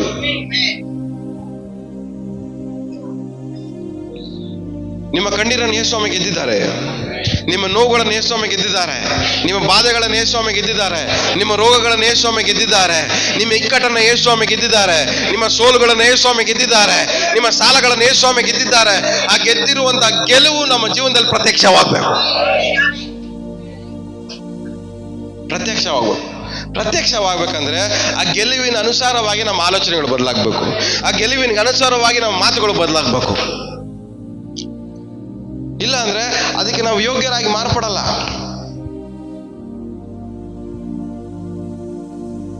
ಇವತ್ತು ದೇವರ ಗೆಲುವಿಗೆ ನೀವು ಯೋಗ್ಯರಾಗಿದ್ದೀರಾ? ದೇವರ ಗೆಲುವಿಗೆ ಯೋಗ್ಯರಾಗಿದ್ದೀರಾ? ಒಂದು ವೇಳೆ ಯೋಗ್ಯರಾಗಿಲ್ಲ ಅಂದ್ರೆ ನಮ್ಮ ಯೋಚನೆಗಳನ್ನ, ನಮ್ಮ ಮಾತುಗಳನ್ನ ದೇವರ ವಾಕ್ಯಕ್ಕೆ ಯೋಗ್ಯರಾಗಿ ಮಾರ್ಪಡಿಸಿ. ಒಂದು ಇವಾಗ ನಮ್ಮ ಮಾತುಗಳು, ನಮ್ಮ ಆಲೋಚನೆಗಳು ದೇವರ ವಾಕ್ಯಕ್ಕೆ ಯೋಗ್ಯವಾಗಿ ಮಾರ್ಪಡುತ್ತೋ, ದೇವರ ಗೆಲುವು ನಮ್ಮ ಜೀವನದಲ್ಲಿ ಪ್ರತ್ಯಕ್ಷವಾಗಿ ಸ್ಟಾರ್ಟ್ ಮಾಡುತ್ತೆ. ಹಲ್ಲೆಲೂಯಾ. ನಮ್ಮ ಕೀಳೆಲ್ಲ ಮೇಲಾಗಿ ಮಾರ್ಪಡಕ್ಕೆ ಸ್ಟಾರ್ಟ್ ಆಗುತ್ತೆ. ನಮ್ಮ ಸೋಲೆಲ್ಲ ಜಯವಾಗಿ ಮಾರ್ಪಡಕ್ಕೆ ಸ್ಟಾರ್ಟ್ ಆಗುತ್ತೆ. ನಮ್ಮ ಕಣ್ಣೀರೆಲ್ಲ ಸಂತೋಷವಾಗಿ ಮಾರ್ಪಡಕ್ಕೆ ಸ್ಟಾರ್ಟ್ ಆಗುತ್ತೆ. ನಮ್ಮ ಅನಾರೋಗ್ಯವೆಲ್ಲ ಆರೋಗ್ಯವಾಗಿ ಬದಲಾಗಕ್ಕೆ ಸ್ಟಾರ್ಟ್ ಆಗುತ್ತೆ. ಇಲ್ಲಿ ಬರೆದಿರೋದೆಲ್ಲ ನಮ್ಮ ಜೀವನದಲ್ಲಿ ಪ್ರತ್ಯಕ್ಷ ಆಗಕ್ಕೆ ಸ್ಟಾರ್ಟ್ ಆಗುತ್ತೆ. ಆಮೇನ್. ಎಷ್ಟು ಜನ ನಂಬ್ತಾ ಇದ್ದೀರಾ? ದೇವರ ವಾಕ್ಯವು ಸಜೀವವಾದದ್ದು, ಕಾರ್ಯ ಸಾಧಕವಾದದ್ದು. ಸೊ ದೇವರ ವಾಕ್ಯವು ಸಜೀವವಾದದ್ದು, ಕಾರ್ಯ ಸಾಧಕವಾದದ್ದು. ದೇವರ ವಾಕ್ಯದಲ್ಲಿ ಇರುವುದು ಖಂಡಿತವಾಗಿ ನೆರವೇರುತ್ತೆ. ದೇವರ ವಾಕ್ಯದಲ್ಲಿರೋದು ಖಂಡಿತವಾಗಿ ನೆರವೇರುತ್ತೆ. ದೇವರ ವಾಕ್ಯದಲ್ಲಿರೋದು ಖಂಡಿತವಾಗಿ ನೆರವೇರುತ್ತೆ. ಲೋಕದಲ್ಲಿ ನಿಮಗೆ ಕಷ್ಟಗಳುಂಟು, ಆದರೆ ಧೈರ್ಯವಾಗಿರಿ, ನಾನು ಲೋಕವನ್ನ ಜಯಿಸಿದ್ದೇನೆ. ಸೊ ಈ ವಾಕ್ಯವು ಏನ್ ಮಾಡ್ಬೇಕು ನಮ್ಮ ಜೀವನದಲ್ಲಿ? ಇವತ್ತಿಂದ ಏನ್ ಅರಿಕೆ ಮಾಡ್ಬೇಕು ನೀವು? ನನ್ನ ಕಷ್ಟಗಳಿದೆ, ಈ ಕಷ್ಟಗಳನ್ನ ದೇವರು ಜಯಿಸಿದ್ದಾರೆ. ಈ ಕಷ್ಟಗಳನ್ನ ಯೇಸುಸ್ವಾಮಿ ಜಯಿಸಿದ್ದಾರೆ. ನನ್ನ ಕಣ್ಣೀರಿದೆ, ನನ್ನ ಕಣ್ಣೀರನ್ನ ಯೇಸುಸ್ವಾಮಿ ಜಯಿಸಿದ್ದಾರೆ. ನನಗೆ ನೋವಿದೆ, ನಮ್ಮ ನೋವನ್ನ ಯೇಸುಸ್ವಾಮಿ ಜಯಿಸಿದ್ದಾರೆ. ನನಗೆ ರೋಗ ಇದೆ, ಈ ರೋಗವನ್ನ ಯೇಸುಸ್ವಾಮಿ ಜಯಿಸಿದ್ದಾರೆ. ನನಗೆ ಸಾಲ ಇದೆ, ಈ ಸಾಲವನ್ನ ಯೇಸುಸ್ವಾಮಿ ಜಯಿಸಿದ್ದಾರೆ. ನನಗೆ ಬಾಧೆಗಳಿದೆ, ಬಾಧೆಗಳನ್ನ ಯೇಸುಸ್ವಾಮಿ ಜಯಿಸಿದ್ದಾರೆ. ನನಗೆ ಅವಮಾನ ಇದೆ, ಅವಮಾನವನ್ನ ಯೇಸುಸ್ವಾಮಿ ಜಯಿಸಿದ್ದಾರೆ. ನನಗೆ ಎಷ್ಟೇ ಕಷ್ಟಗಳಿದ್ರು, ಈ ಕಷ್ಟಗಳನ್ನ ಯೇಸುಸ್ವಾಮಿ ಜಯಿಸಿದ್ದಾರೆ. ಈ ವಾಕ್ಯವನ್ನು ಅರಿಕೆ ಮಾಡ್ರಿ. ಈ ವಾಕ್ಯ ಯಾವಾಗ್ಲೂ ನಿಮ್ಮ ಆಲೋಚನೆಗಳಲ್ಲಿ, ನಿಮ್ಮ ಬಾಯಲ್ಲಿ ಯಾವಾಗ್ಲೂ ಓಡ್ತಾನೆ ಇರಲಿ. ಹಲ್ಲೆಲೂಯಾ. ಯಾಕಂದ್ರೆ ಈ ವಾಕ್ಯ ಸಜೀವವಾದದ್ದು, ಕಾರ್ಯ ಸಾಧಕವಾದದ್ದು. ಯೇಸುಸ್ವಾಮಿ ಏನ್ ಮಾಡಿದ್ದಾರೆ ಹೇಳಿ? ನಿಮ್ಮ ಕಷ್ಟಗಳನ್ನ ಜಯಿಸಿದ್ದಾರೆ. ಲೋಕದಲ್ಲಿ ಕಷ್ಟಗಳಿದೆ, ಆದರೆ ಲೋಕದಲ್ಲಿರುವ ನಿಮ್ಮ ಕಷ್ಟಗಳನ್ನ ಯೇಸುಸ್ವಾಮಿ ನಿಮಗೋಸ್ಕರವಾಗಿ ಜಯಿಸಿದ್ದಾರೆ. ಆಮೇಲೆ ಇದೆಲ್ಲ ಏನಕ್ಕೆ ಅರಿಕೆ ಮಾಡ್ತಾ ಇದೀವಿ ಹೇಳಿ? ಕಷ್ಟಗಳಿದೆ, ಕಷ್ಟಕ್ಕೆ ಬದಲಾಗಿ ವಾಗ್ದಾನಗಳನ್ನ ನಾವೇನ್ ಮಾಡ್ತಾ ಇದೀವಿ? ಅರಿಕೆ ಮಾಡ್ತಾ ಇದೀವಿ. ಆದ್ರೆ ಇದನ್ನ ಯಾವಾಗ್ಲೂ ದೇವರು ಏನ್ ಮಾಡಿದ್ದಾರೆ? ನಿಮಗೋಸ್ಕರ ಜಯಿಸಿದ್ದಾರೆ. ಜಯಿಸ್ಬಿಟ್ಟು ಈ ವಾಗ್ದಾನಗಳನ್ನ ಕೊಟ್ಟಿದ್ದಾರೆ. ಜಯಿಸಿ ಕೊಟ್ಟಿರುವಂತ ವಾಗ್ದಾನಗಳು ನಿಮ್ಮ ಜೀವನದಲ್ಲಿ ಏನಾಗಬೇಕು? ಪ್ರತ್ಯಕ್ಷವಾಗ್ಬೇಕಷ್ಟೆ. ನಿಮಗೋಸ್ಕರವಾಗಿ ಎಲ್ಲವನ್ನ ಯೇಸುಸ್ವಾಮಿ ಜಯಿಸಿದ್ದಾರೆ. ಆದ್ರೆ ವಾಗ್ದಾನಗಳು ಪ್ರತ್ಯಕ್ಷವಾಗಬೇಕು. ವಾಗ್ದಾನಗಳು ಏನಾಗಬೇಕು? ಪ್ರತ್ಯಕ್ಷವಾಗಬೇಕು. ಎಷ್ಟು ಜನ ನಂಬ್ತಾ ಇದ್ದೀರಾ? ಯೇಸುಸ್ವಾಮಿ ನಿಮ್ಮ ಕಷ್ಟಗಳನ್ನು ಗೆದ್ದಿದ್ದಾರೆ. ಯೇಸುಸ್ವಾಮಿ ನಿಮ್ಮ ಕಷ್ಟಗಳನ್ನು ಗೆದ್ದಿದ್ದಾರೆ. ಯೇಸುಸ್ವಾಮಿ ನಿಮ್ಮ ಕಷ್ಟಗಳನ್ನು ಗೆದ್ದಿದ್ದಾರೆ. ಎಲ್ಲ ಬಾಯ್ಬಿಟ್ಟು ಅರಿಕೆ ಮಾಡಿ, ಯೇಸುಸ್ವಾಮಿ ನನ್ನ ಕಷ್ಟಗಳನ್ನು ಗೆದ್ದಿದ್ದಾರೆ. ಎಷ್ಟೇ ಕಷ್ಟಗಳಿದ್ರು ಎಲ್ಲ ಕಷ್ಟಗಳನ್ನು ಯೇಸುಸ್ವಾಮಿ ಗೆದ್ದಿದ್ದಾರೆ. ಒಂದೆರಡು ನಿಮಿಷ ಕಣ್ಣುಗಳನ್ನು ಮುಚ್ಚಿ ನೀವು ಪ್ರಾರ್ಥನೆ ಮಾಡ್ಕೊಳ್ಳಿ. ಎಲ್ಲ ಕಷ್ಟ, ಏನೇನೆಲ್ಲ ಕಷ್ಟಗಳು ನಿಮ್ಮ ಮನಸ್ಸಲ್ಲಿ ಜ್ಞಾಪಕ ಬರುತ್ತೋ, ನಿಮ್ಮ ಕುಟುಂಬದಲ್ಲಿರುವಂಥ ಕಷ್ಟಗಳು, ನಿಮ್ಮ ಕೆಲಸದಲ್ಲಿರುವಂಥ ಕಷ್ಟಗಳು, ನಿಮ್ಮ ಜೀವನದಲ್ಲಿರುವಂಥ ಕಷ್ಟಗಳು, ಯಾವುದೆಲ್ಲ ಕಷ್ಟಗಳಿದೆಯೋ ಅದೆಲ್ಲ ಜ್ಞಾಪಕ ಮಾಡ್ಕೊಳ್ಳಿ. ಯೇಸುಸ್ವಾಮಿ ಎಲ್ಲ ಕಷ್ಟಗಳನ್ನ ಗೆದ್ದಿದ್ದಾರೆ. ಎಲ್ಲ ಕಷ್ಟಗಳನ್ನು ಯೇಸುಸ್ವಾಮಿ ಜಯಿಸಿದ್ದಾರೆ. ಲೋಕದಲ್ಲಿ ನನಗಿರುವಂಥ ಈ ಕಷ್ಟಗಳನ್ನ ಯೇಸುಸ್ವಾಮಿ ಜಯಿಸಿದ್ದಾರೆ. ಈ ಲೋಕದಲ್ಲಿರುವಂಥ ನನಗೆ ಈ ಕಷ್ಟಗಳನ್ನ ಯೇಸುಸ್ವಾಮಿ ಜಯಿಸಿದ್ದಾರೆ. ನಾನು ಧೈರ್ಯವಾಗಿರ್ತೇನೆ. ಲೋಕದಲ್ಲಿರುವಂಥ ನನ್ನ ಈ ಕಷ್ಟಗಳನ್ನ ಯೇಸು ಸ್ವಾಮಿ ಜಯಿಸಿದ್ದಾರೆ. ನಾನು ಧೈರ್ಯವಾಗಿರ್ತೀನಿ. ಎಲ್ಲ ಬಾಯ್ಬಿಟ್ಟು ಅರಿಕೆ ಮಾಡ್ಕೊಳ್ಳಿ. ನಿಮ್ಮ ಕಷ್ಟಗಳನ್ನು ಜ್ಞಾಪಕ ಮಾಡಿಕೊಂಡು ಅದನ್ನ ನೋಡ್ಕೊಂಡು ಹೇಳಿ, ಯೇಸು ಸ್ವಾಮಿ ಈ ಲೋಕದಲ್ಲಿರುವಂತ ಈ ನನ್ನ ಕಷ್ಟವನ್ನ ಯೇಸು ಸ್ವಾಮಿ ಜಯಿಸಿದ್ದಾರೆ. ಲೋಕದಲ್ಲಿರುವಂತ ಈ ನನ್ನ ಬಾಧೆಗಳನ್ನ ಯೇಸು ಸ್ವಾಮಿ ಜಯಿಸಿದ್ದಾರೆ. ಈ ಲೋಕದಲ್ಲಿರುವಂತ ಈ ನನ್ನ ಕಣ್ಣೀರನ್ನ, ನೋವನ್ನ, ಸಂಕಟವನ್ನ, ಈ ಎಲ್ಲ ವಿಷಯಗಳನ್ನ ಯೇಸು ಸ್ವಾಮಿ ಜಯಿಸಿದ್ದಾರೆ. ಓ ರಮ ಕದರ ಸತಿರಿ ಮಂತಲಬ ನೂರಿ ಮಮ ಕರದಿ ಸತರ ಮಮ ಮಮ ಮಮ ರೇಬಾಲ ಬಂದೂರ ಮಂತರ ಬರ ರೇಖೇರ ದೂರ ಮಸ್ಸಂದಲ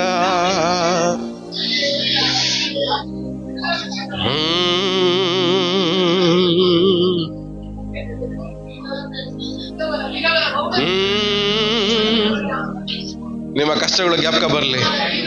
ಆ ಜ್ಞಾಪಕ ಬರುವಂತ ಕಷ್ಟಗಳಿಗೆ ನೋಡಿಕೊಂಡು ಅರಿಕೆ ಮಾಡ್ರಿ, ಈ ಕಷ್ಟಗಳನ್ನ ಯೇಸು ಸ್ವಾಮಿ ಜಯಿಸಿದ್ದಾರೆ. ಎಲ್ಲ ಕಷ್ಟಗಳನ್ನು ಯೇಸು ಸ್ವಾಮಿ ಜಯಿಸಿದ್ದಾರೆ. ಎಲ್ಲ ಕಷ್ಟಗಳನ್ನು ಯೇಸು ಸ್ವಾಮಿ ಜಯಿಸಿದ್ದಾರೆ. ಎಲ್ಲ ಕಷ್ಟಗಳನ್ನು ಯೇಸು ಸ್ವಾಮಿ ಜಯಿಸಿದ್ದಾರೆ.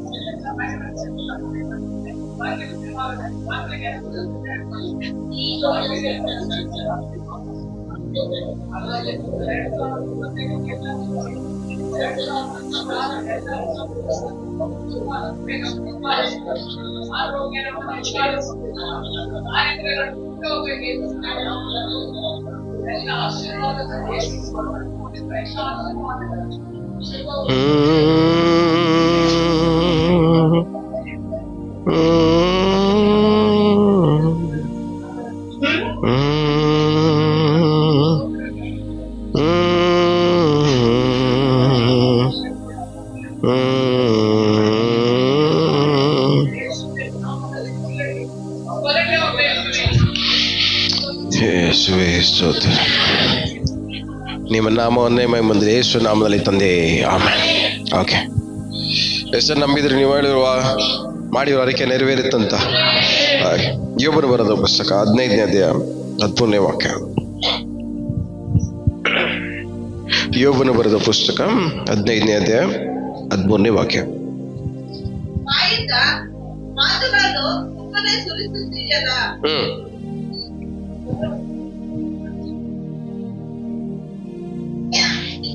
ಅದ್ ಮೇಲ್ಗಡೆ ಇರೋದೇನಿದೆ ನೋಡು.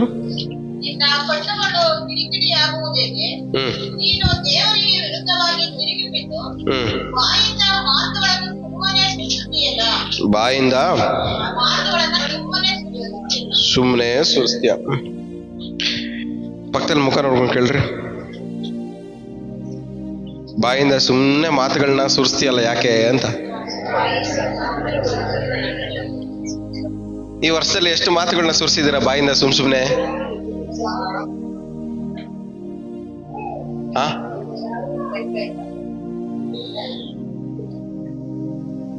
ಯಾಕೆ ಸುಮ್ನೆ ಬಾಯಿಂದ ಮಾತುಗಳನ್ನ ಸುರಿಸ್ತೀರಾ?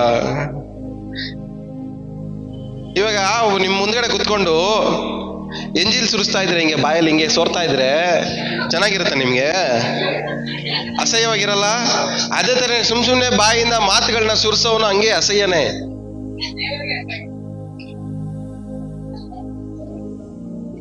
ಸುಮ್ನೆ ಮಾತನ್ನ ಬಾಯಿಂದ ಸುರಿಸೋನ್ನ ದೇವ್ರೇನ್ ಮಾಡ್ತಾರೆ ಹೇಳ್ರಿ? ಅಸಹ್ಯ ಮಾಡ್ಕೊಂತಾರೆ. ಯಾಕಂದ್ರೆ ಅದು ಗಲೀಜಾಗಿರೋದು. ದೇವ್ರ ಅಷ್ಟೇ ಗಲೀಜಾಗಿರೋದೇನು? ಮಾತುಗಳು ಬಾಯಿಂದ ಏನ್ ಮಾಡ್ಬಾರ್ದು, ಸುಮ್ನೆ ಸುರಿಬಾರ್ದು. ಈ ವರ್ಷದಲ್ಲಿ ಏನ್ ಮಾಡಿದೀವಿ ನಾವು? ಸುಮ್ನೆ ಬಾಯಲ್ಲಿ ಸುರಿಸೋದು ಮಾತುಗಳನ್ನ. ಸುಮ್ನೆ ಕುತ್ಕೊಳಕ್ಕೆ ಆಗಲ್ಲ. ಏನ್ ಮಾಡ್ಬೇಕು ನಾವು? ಕೆಣಕ್ತಾ ಇರ್ಬೇಕು. ಏನಂತೆ? ನಿನ್ನ ಹೃದಯವು ಹಾ. ನಿನ್ನನ್ನು ಏಕೆ ಸೆಳೆದುಕೊಂಡು ಹೋಗು? ನಿನ್ನ ಹೃದಯವು ಯಾಕೆ ನಿನ್ನ ಎಳ್ಕೊಂಡು ಹೋಯ್ತೈತೆ? ಎಲ್ಲಿ ಯಾರು ಏನ್ ಹೇಳ್ಕೊಂಡು ಹೋಯ್ತಿರೋದು?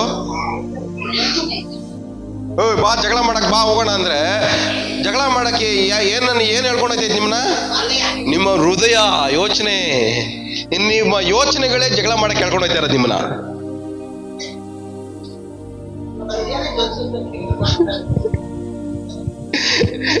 ಬಾ ಏನೋ ನೋಡ್ಬಿಡೋಣ ಮಾತಾಡ್ಬಿಡೋಣ ಬಾ ಅಂತ ಹೇಳ್ಕೊಂಡು ಹೋಗ್ತಾ ಇರೋದು ಯಾವ್ದು?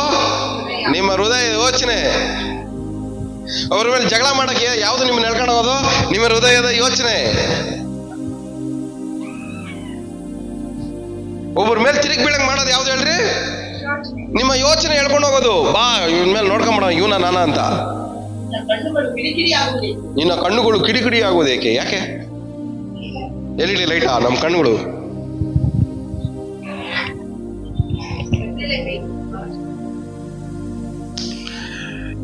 ನಮ್ಮ ಹೃದಯ ಏನ್ ಮಾಡುತ್ತೆ? ನಮ್ಮನ್ನ ಎಳ್ಕೊಂಡು ಹೋಗುತ್ತೆ. ನಮ್ಮ ಬಾಯಲ್ಲಿ ಏನ್ ಮಾಡ್ತೇವೆ? ಮಾತುಗಳು, ನಮ್ಮ ಬಾಯಿ ಮಾತುಗಳು ಜೊಲ್ಲು ತರ ಸುರಿತಾ ಇರ್ತದೆ. ನಮ್ಮ ಹೃದಯ ಏನ್ ಮಾಡ್ತದೆ? ಎಳ್ಕೊಂಡು ಹೋಯ್ತಾ ಇರ್ತದೆ. ಇನ್ನ ಎಲ್ಲಿ ಡಿಸಿಪ್ಲಿನ್? ನಮ್ಮನ್ನ ನೋಡಿದ್ರೆ ಹೆಂಗ್ ಕಾಣ್ತೀವಿ ನಾವು? ನೀವೇ ನೋಡ್ರಿ ಅನ್ಕೊಂಡು ಜಲ್ಸಿಡ್ಕೊಂಡು ಅನ್ಕೊಂಡಿದ್ರೆ ನಿಮ್ಮ ನೋಡ್ರಿ ಹೆಂಗಿರ್ತದೆ ಹೇಳ್ರಿ? ಸುಮ್ನೆ ಬಾಯಲ್ಲಿ ಏನೋ ಮಾತಾಡ್ಕೊಂಡು ಜಲ್ಸಿಡ್ಕೊಂಡಿದ್ರೆ ಹೆಂಗಿರ್ತೀರ ನೀವು ನೋಡಕ್ಕೆ? ಸ್ವಲ್ಪ ಇಮ್ಯಾಜಿನ್ ಮಾಡ್ಕೊಳ್ರಿ. ಅನ್ಕೊಂಡು ಜಲ್ಸಿಸ್ಕೊಂಡಿರ್ರಿ, ನಿಮ್ಮ ನೋಡ್ರಿ ಹೆಂಗ್ ಕಾಣಿಸುತ್ತೆ? ಒಂದ್ ಸ್ವಲ್ಪ ಕನ್ನಡಿಯಲ್ಲಿ ನಿಂತ್ಕೊಂಡು ನೋಡ್ರಿ. ಅದೇನೇ ದೇವ್ರ ವಾಕ್ಯ ಹೇಳ್ತಾ ಇರೋದು. ನೀವ್ ಹೆಂಗ್ ಕಾಣಿಸ್ತಾ ಇದ್ದೀರಾ ದೇವ್ರ ದೃಷ್ಟಿಯಲ್ಲಿ? ಜಲ್ ಸುರ್ಸ್ಕೊಂಡು ಬೇಡದೇ ಇರೋದು ಮಾತಾಡ್ಕೊಂಡು ಜಲ್ ಸುರ್ಸ್ಕೊಂಡು ಎಲ್ಲಿ ಬೇಕಾ ಹಂಗೆ ಹೋಯ್ತಾ ಇದ್ದೀರಾ. ಮನ್ಸು ಎಲ್ ಕಡೆಗೆ ಹೇಳ್ಕೊಂಡು ಹೋಗುತ್ತೋ ಆ ಕಡೆಗೆ ಹೋಯ್ತಾ ಇದ್ದೀರಾ.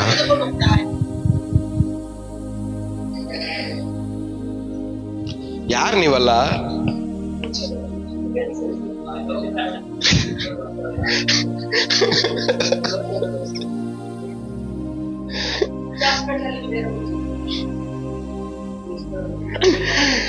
ಯಾಕಂದ್ರೆ ಇಲ್ಲಿ ವಾಕ್ಯ ಹೇಳೋದು ಒಂದು, ಇಲ್ಲಿ ಬಾಯಲ್ಲಿ ಮಾತಾಡ್ತಾ ಇರೋದು ಇನ್ನೊಂದು. ವಾಕ್ಯ ಈ ತರ ಇರು ಅಂತ ಹೇಳಿದ್ರೆ ನಾವು ಈ ತರ ಇರ್ತೀವಿ ಅಂತ ಹೋಗೋರು. ನಮ್ ಡೈರೆಕ್ಷನ್ ಬೇರೆ, ವಾಕ್ಯ ಡೈರೆಕ್ಷನ್ ಬೇರೆ. ವಾಕ್ಯ ಏನ್ ಮಾತಾಡೋಣಂತೋ ಅದನ್ನ ಮಾತಾಡಲ್ಲ. ನಮ್ಗೆ ಇಷ್ಟ ಬಂದಿದ್ದು ನಾವೇನ್ ಮಾಡ್ತಾ ಇರ್ತೀವಿ? ಜೋಲ್ ಸುರಿಸ್ತಾ ಇರ್ತೀವಿ. ಯಾರಾದ್ರೂ ಬಂದು ನಿಮ್ ಪಕ್ಕದಲ್ಲಿ ಕುತ್ಕೊಂಡು ಸುಮ್ನೆ ಕೆಣಕ್ತಾ ಇದ್ರೆ ಅಯ್ಯೋ ಇವ್ರಂಗಂತೆ ಇವ್ರಂಗಂತೆ ಅಂತ ಅವ್ರ ಮುಖ ನೋಡಿ. ತುಂಬಾ ಜಲ್ ಸುರಿಸಿ ಸಾಕು.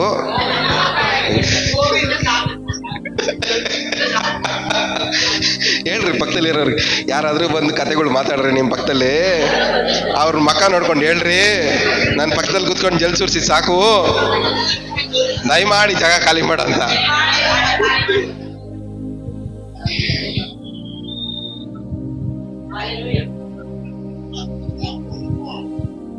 ಯಾರು ನೀವಲ್ಲ? ಪುನರ್ಜನ್ಮ ಹೊಂದಿರೋರ ನೀವು? ಪುನರ್ಜನ್ಮ ಹೊಂದ್ಕೊಂಡು ಜಲ್ ಸುರಿಸ್ತಾ ಇದ್ದೀರಾ? ಪುನರ್ಜನ್ಮ ಹೊಂದ್ಕೊಂಡು ನಿಮ್ಮ ಆಲೋಚನೆ ಪ್ರಕಾರವಾಗಿ ಬದುಕ್ತಾ ಇದ್ದೀರಾ?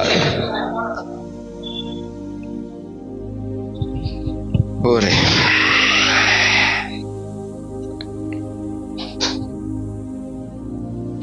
ಕೀರ್ತನೆ 18ನೇ ಅಧ್ಯಾಯ 30ನೇ ವಾಕ್ಯ. 30. ದೇವರ ಮಾರ್ಗವು ಯಾವ ದೋಷವೂ ಇಲ್ಲದ್ದು. ಯೆಹೋವನ ವಚನವು ಶುದ್ಧವಾದದ್ದು. ಆಶ್ರಿತರೆಲ್ಲರಿಗೆ ಗುರಾಣಿಯಾಗಿದ್ದಾನೆ. ಎಷ್ಟು ಜನಕ್ಕೆ ಅರ್ಥ ಆಯ್ತು ಈ ವಾಕ್ಯ? ದೇವರ ಮಾರ್ಗವು ಏನಂತೆ? ದೋಷವಿಲ್ಲದೆ ಇರೋದು. ದೇವರ ಮಾತುಗಳು ಏನಾಗಿರೋದು? ಶುದ್ಧವಾದದ್ದು. ಆ ದೇವರ ಮಾತುಗಳ ಮೇಲೆ ಭರವಸೆ ಇಡೋನು. ಸೊ ದೇವರ ಮಾತುಗಳಿಗೆ ಗೌರವ ಕೊಡೋನು, ದೇವರ ಮಾತುಗಳಿಗೆ ಅನುಸಾರವಾಗಿ, ದೇವರ ವಾಕ್ಯಕ್ಕೆ ಅನುಸಾರವಾಗಿ ಬದುಕೋವನಿಗೆ ದೇವ್ರ ಏನ್ ಮಾಡ್ತಾರೆ? ಗುರಾಣಿಯಾಗಿದ್ದಾರೆ. ದೇವ್ರ ಪ್ರೊಟೆಕ್ಷನ್ ಕೊಡ್ತಾರೆ. ಸೊ ದೇವರ ವಾಕ್ಯಕ್ಕೆ ಅನುಸಾರವಾಗಿ ಮಾತಾಡೋನ ದೇವ್ರು ಕಾಪಾಡ್ತಾರೆ. ಆದ್ರೆ ದೇವರ ವಾಕ್ಯಕ್ಕೆ ಅನುಸಾರವಾಗಿ ನಾವು ಮಾತಾಡುವಂತ ಮೈಂಡ್ ಸೆಟ್, ನಮ್ಗೆ ಆಲೋಚನೆಗಳು ಇರಬೇಕು. ನಮ್ಮ ಬಾಯಲ್ಲಿ ದೇವರ ವಾಕ್ಯಕ್ಕೆ ಅನುಸಾರವಾಗಿ ಮಾತಾಡುವಂತ ಮಾತುಗಳು ನಮ್ಮ ಬಾಯಲ್ಲಿ ಏನಾಗಿರ್ಬೇಕು, ತುಂಬ್ಕೊಂಡಿರ್ಬೇಕು. ಆದ್ರೆ ಅದಕ್ಕೆ ಬದಲಾಗಿ ನಮ್ಮ ಬಾಯಲ್ಲಿ ಏನ್ ತುಂಬ್ಕೊಂಡವೆ, ಅದೆಲ್ಲ ತುಂಬ್ಕೊಂಡವೆ. ಅದೇನ್ ಮಾಡ್ತವೆ, ನಮ್ಗೆ ಗೊತ್ತಿಲ್ದಿರ ಬಾಯಲ್ಲಿಂದ ಏನ್ ಮಾಡ್ತವೆ, ಸೋರ್ತಾನೆ ಅಂತ. ಯಾರಿಗಾದ್ರೂ ಒಬ್ರು ಕೇಳ್ರಿ, ಸಿಸ್ಟರ್ ಹೆಂಗಿದ್ದೀರಾ ಸಿಸ್ಟರ್, ನಿಮ್ ಲೈಫ್ ಎಲ್ಲ ಚೆನ್ನಾಗಿದೆಯಾ ಅಂತ, ಬೇಡದಿರೋದೆಲ್ಲ ಸೋರ್ತಾ ಇರ್ತದೆ ಬಾಯಲ್ಲಿ. ಅವ್ರ ಬಾಯಲ್ಲಿ ಧೈರ್ಯವಾಗಿರೋ ಮಾತೇ ಬರಲ್ಲ. ಅವ್ರು ಇವತ್ತಲ್ಲ, ಇನ್ನೊಂದು 3 ತಿಂಗಳಾದ್ಮೇಲೆ ಹೆಂಗಿದ್ದೀರಾ ಸಿಸ್ಟರ್ ಅಂದ್ರೆ ಅವ್ರ ಬಾಯಲ್ಲಿ ಅದೇ ಮಾತುಗಳೇ ಸೋರೋದು ವಾಪಸ್. ಧೈರ್ಯವಾಗಿರೋ ಮಾತು ಬರಲ್ಲ. ಮೊದಲು ನಿಮ್ ಲೈಫ್ ಸ್ಟೈಲ್ ಚೇಂಜ್ ಮಾಡ್ಕೊಳ್ರಿ, ನಿಮ್ ಲೈಫ್ ನ ದೇವ್ರು ಚೇಂಜ್ ಮಾಡ್ತಾರೆ. ಹಲ್ಲೆಲೂಯಾ. ನಿಮ್ ಲೈಫ್ ಸ್ಟೈಲ್ ನೀವು ಚೇಂಜ್ ಮಾಡ್ಕೊಂಡ್ರೆ ದೇವ್ರು ಏನ್ ಮಾಡ್ತಾರೆ, ನಿಮ್ ಲೈಫ್ ನ ದೇವ್ರು ಚೇಂಜ್ ಮಾಡ್ತಾರೆ. ನಿಮಗೆ ಟೈ ಹಾಕೊಳ್ಳೋದೇ ಹಿಂಗೆ ಗೊತ್ತಿಲ್ಲ ಅಂದ್ರೆ, ಶೂಸ್ ಹಾಕೊಳ್ಳೋ ಅಭ್ಯಾಸ ಇಲ್ಲ ಅಂದ್ರೆ, ಸೂಟ್ ಹಾಕೊಳ್ಳೋ ಅಭ್ಯಾಸ ಇಲ್ಲ ಅಂದ್ರೆ, ನಿಮ್ಮನ್ನ ಕರ್ಕೊಂಡೋಗಿ ಎಲ್ಲಿ ಕುಣ್ಸಕಾಯ್ತದೆ ದೇವ್ರು? ಇನ್ಶರ್ಟ್ ಮಾಡ್ಕೊಳಕ್ ಬರಲ್ಲ ಅಂದ್ರೆ ನಿಮ್ ತಗೊಂಡಾಗ ಎಲ್ಲಿ ಕುಣಿಸ್ತಾರೆ ದೇವ್ರು? ನಿಮ್ಮ ಲೈಫ್ ಸ್ಟೈಲ್ ಅನುಸಾರವಾಗೇನೆ ದೇವರು ಏನ್ ಮಾಡ್ತಾರೆ, ನಿಮ್ಮನ್ನ ಬೆಳೆಸ್ತಾರೆ. ನಿಮ್ಮ ಆಲೋಚನೆಗೆ ಅನುಸಾರವಾಗಿ ದೇವ್ರು ಏನ್ ಮಾಡ್ತಾರೆ, ನಿಮ್ಮನ್ನ ಬೆಳೆಸ್ತಾರೆ. ನಿಮ್ಮ ಪ್ರಾರ್ಥನೆಗೆ ಅನುಸಾರವಾಗಿ ದೇವ್ರು ಏನ್ ಮಾಡ್ತಾರೆ, ನಿಮ್ಮನ್ನ ಬೆಳೆಸ್ತಾರೆ. ನಾನು ಬೇಡಿಕೊಳ್ಳುವುದಕ್ಕಿಂತಲೂ ಯೋಚನೆ ಮಾಡುವುದಕ್ಕಿಂತಲೂ ಅಧಿಕವಾಗಿ ದೇವ್ರೇನ್ ಮಾಡ್ತಾರೆ, ಕ್ರಿಯೆ ಮಾಡು ಅಂದ್ರೆ ನಮ್ಮ ಆಲೋಚನೆಗೆ ಅನುಸಾರವಾಗಿ ದೇವ್ರು ಕ್ರಿಯೆ ಮಾಡ್ತಾರೆ. ನಮ್ಮ ಮಾತಾಡುವಂತ ಮಾತುಗಳಿಗೆ ಅನುಸಾರವಾಗಿ ದೇವ್ರೇನ್ ಮಾಡ್ತಾರೆ, ಕ್ರಿಯೆ ಮಾಡ್ತಾರೆ. ಇವತ್ತು ನಿಮ್ ಲೈಫ್ ಸ್ಟೈಲ್ ಚೇಂಜ್ ಆಗ್ಲಿ, ನಮ್ಮ ಲೈಫ್ ನ ದೇವರು ಚೇಂಜ್ ಮಾಡ್ಲಿ. ಹಲ್ಲೆಲೂಯಾ. ಇವತ್ತು ನಮ್ಮ ಲೈಫ್ ಸ್ಟೈಲ್ ಹೆಂಗಿರಬೇಕು, ಚೀಪ್ ಆಗಿರ್ಬಾರ್ದು. ನಮ್ಮ ಮಾತುಗಳು, ನಮ್ಮ ಆಲೋಚನೆಗಳು ಚೀಪ್ ಆಗಿರ್ಬಾರ್ದು. ನಮ್ಮ ಕ್ರಿಯೆಗಳು ಚೀಪ್ ಆಗಿರ್ಬಾರ್ದು. ನಾವು ಮಾಡುವಂತ ವರ್ತನೆಗಳು ಏನಾಗಿರ್ಬಾರ್ದು, ಚೀಪ್ ಆಗಿರ್ಬಾರ್ದು. ಇವತ್ತಿಂದ ನಮ್ಮ ಲೈಫ್ ಸ್ಟೈಲ್ ನಾವು ಚೇಂಜ್ ಮಾಡ್ಕೊಳ್ಳೋಣ. ನಮ್ಮ ಬಾಯಿಂದ ಬಂದ್ರೆ ಸ್ಟ್ಯಾಂಡರ್ಡ್ ಮೇಂಟೈನ್ ಮಾಡ್ಬೇಕು. ಒಳ್ಳೆ ಮಾತುಗಳೇ ಬಾಯಿಂದ ಬರಬೇಕು. ನಮ್ಮ ಆಲೋಚನೆಗಳು ಒಳ್ಳೆ ಆಲೋಚನೆಗಳು ಮಾತ್ರನೇ ಬರಬೇಕು. ಸ್ಟ್ಯಾಂಡರ್ಡ್ ಆಗಿರೋದು ಮಾತ್ರನೇ ನಮ್ಮ ಲೈಫ್ ಅಲ್ಲಿ ಇರ್ಬೇಕು. ಹಲ್ಲೆಲೂಯಾ. ಕ್ವಾಲಿಟಿ ಆಗಿರೋದು ಯೋಚನೆಗಳನ್ನ ಮಾತ್ರನೇ ನಾವು ಮಾಡ್ಬೇಕು. ಇವ್ರ ಹತ್ರ ನಾವು ಮಾತಾಡ್ತಾ ಇದೀವಿ ಅಂದ್ರೆ ಅವ್ರಿಗೆ ಏನ್ ಅನ್ಸ್ಬೇಕು, ನಮ್ಮ ಹತ್ರ ಮಾತಾಡೋರಿಗೆ ಇವ್ರ ಹತ್ರ ಮಾತಾಡಿದ್ರೆ ಸ್ಟ್ಯಾಂಡರ್ಡ್ ಆಗಿರೋದು ಮಾತಾಡ್ತಾರೆ, ಧೈರ್ಯ ಸಿಗ್ತದೆ, ಇನ್ನು ಬಲ ಸಿಗತ್ತೆ, ಒಂಥರ ಧೈರ್ಯ ಬಂದಂಗೆ ಆಗತ್ತೆ ಅನಿಸ್ಬೇಕು. ಇರೋ ಧೈರ್ಯನು ಹೋಗಿ ಡಸ್ಟ್ಬಿನ್ ಅಲ್ಲಿ ಹಾಕೋತರ ಇರಬಾರ್ದು. ಎಷ್ಟು ಜನಕ್ಕೆ ಅರ್ಥ ಆಗ್ತಾ ಇದೆ? ಎಷ್ಟು ಜನಕ್ಕೆ ಅರ್ಥ ಆಗ್ತಾ ಇದೆ? ಸೊ ಈ ವಾಕ್ಯಕ್ಕೆ ಅನುಸಾರವಾಗಿ ದೇವರ ಮಾರ್ಗವು ದೋಷವಿಲ್ಲದು, ಶುದ್ಧವಾಗಿರೋದು, ಅದನ್ನು ನಂಬುವವರಿಗೆ ಗುರಾಣಿ ಆಗಿದೆ, ಪ್ರೊಟೆಕ್ಷನ್. ಇವತ್ತು ನೀವು ದೇವರ ವಾಕ್ಯವನ್ನು ನಂಬಿ ಅರಿಕೆ ಮಾಡ್ರಿ. ದೇವರ ವಾಕ್ಯವನ್ನು ನಂಬಿ ಯೋಚನೆ ಮಾಡ್ರಿ. ದೇವರ ವಾಕ್ಯವನ್ನು ನಂಬಿ ಯೋಚನೆ ಮಾಡೋರಿಗೆ, ದೇವರ ವಾಕ್ಯವನ್ನು ನಂಬಿ ಅರಿಕೆ ಮಾಡೋರಿಗೆ ದೇವರ ವಾಕ್ಯವೇ ಗುರಾಣಿಯಾಗಿದೆ. ಹಲ್ಲೆಲೂಯಾ. ಇವತ್ತು ನಾವು ದೇವರ ವಾಕ್ಯನ ನಂಬಿ ಯೋಚನೆ ಮಾಡಕ್ ಪ್ರಾರಂಭ ಮಾಡೋಣ. ದೇವ್ರ ವಾಕ್ಯವನ್ನು ನಂಬಿ ಮಾತಾಡಕ್ ಪ್ರಾರಂಭ ಮಾಡೋಣ. ನಮ್ಮನ್ನ ದೇವ್ರ ವಾಕ್ಯ ಕಾಪಾಡುತ್ತೆ. ದೇವರ ವಾಕ್ಯ ನಮ್ಮ ಗುರಾಣಿಯಾಗಿದ್ದು ಕಾಪಾಡುತ್ತೆ. ಎಲ್ಲ ಕೇಡುಗಳಿಂದ, ಗಂಡಾಂತರಗಳಿಂದ, ಎಲ್ಲ ಕಷ್ಟಗಳಿಂದ, ನೋವುಗಳಿಂದ, ಬಾಧೆಗಳಿಂದ, ಅವಮಾನಗಳಿಂದ ದೇವರ ವಾಕ್ಯ ನಮ್ಮನ್ನ ಗುರಾಣಿಯಾಗಿದ್ದು ಕಾಪಾಡುತ್ತೆ. ಎಷ್ಟು ನಂಬ್ತಾ ಇದ್ದೀರಾ ದೇವ್ರ ವಾಕ್ಯ ಗುರಾಣಿಯಾಗಿದ್ದು ಕಾಪಾಡುತ್ತೆ ಅಂತ? ಆಮೇಲೆ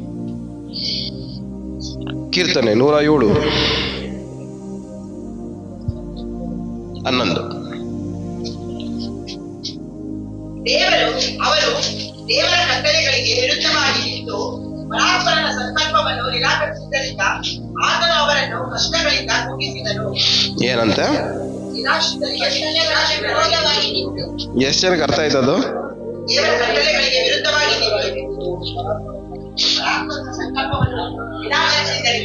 ದೇವರ ವಾಕ್ಯಕ್ಕೆ ವಿರುದ್ಧವಾಗಿ ನಿಂತ್ಕೊಳ್ಳೋರು ಯಾವ್ದಕ್ಕೆ ವಿರುದ್ಧವಾಗಿ ನಿಂತ್ಕೊಂಡಂಗ್ ಲೆಕ್ಕ?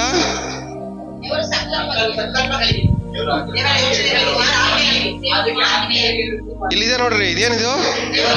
ದೇವರ ಸಂಕಲ್ಪ, ದೇವರ ಆಲೋಚನೆ, ಇದೇ ದೇವರ ಸಂಕಲ್ಪ, ಪ್ಲಾನು. ನಿಮ್ ಲೈಫಲ್ಲಿ ಇದೆಲ್ಲ ನಡಿಬೇಕನ್ನೋದೇ ದೇವರ ಸಂಕಲ್ಪ. ದೇವರ ವಾಕ್ಯಕ್ಕೆ ವಿರುದ್ಧವಾಗಿ ನಿಂತ್ರೆ ದೇವರ ಸಂಕಲ್ಪಕ್ಕೆ ಇವಾಗ ಇದನ್ನ ಏನಕ್ಕೆ ನೆರವೇರ್ತಲ್ಲ ನಿಮ್ ಲೈಫಲ್ಲಿ? ಎಲ್ಲೆಲ್ಲಿ ದೇವರ ವಾಕ್ಯಕ್ಕೆ ವಿರುದ್ಧವಾಗಿ ನಿಂತ್ಕಂತೀರೋ ಅಲ್ಲಲ್ಲಿ ದೇವರ ಸಂಕಲ್ಪ ನಿಮ್ಮ ಜೀವನದಲ್ಲಿ ನೆರವೇರಲ್ಲ. ಎಷ್ಟು ಜನ ತಲೆಗೆ ಹೋಗ್ತಾ ಇದೆ? ತುಂಬಾ ದಿವಸದಿಂದ ಇದಕ್ಕೆ ಆನ್ಸರ್ ಹುಡುಕ್ತಾ ಇದ್ದೆ, ಇವತ್ತು ಸಿಕ್ಕಿದೆ ನೋಡ್ರಿ.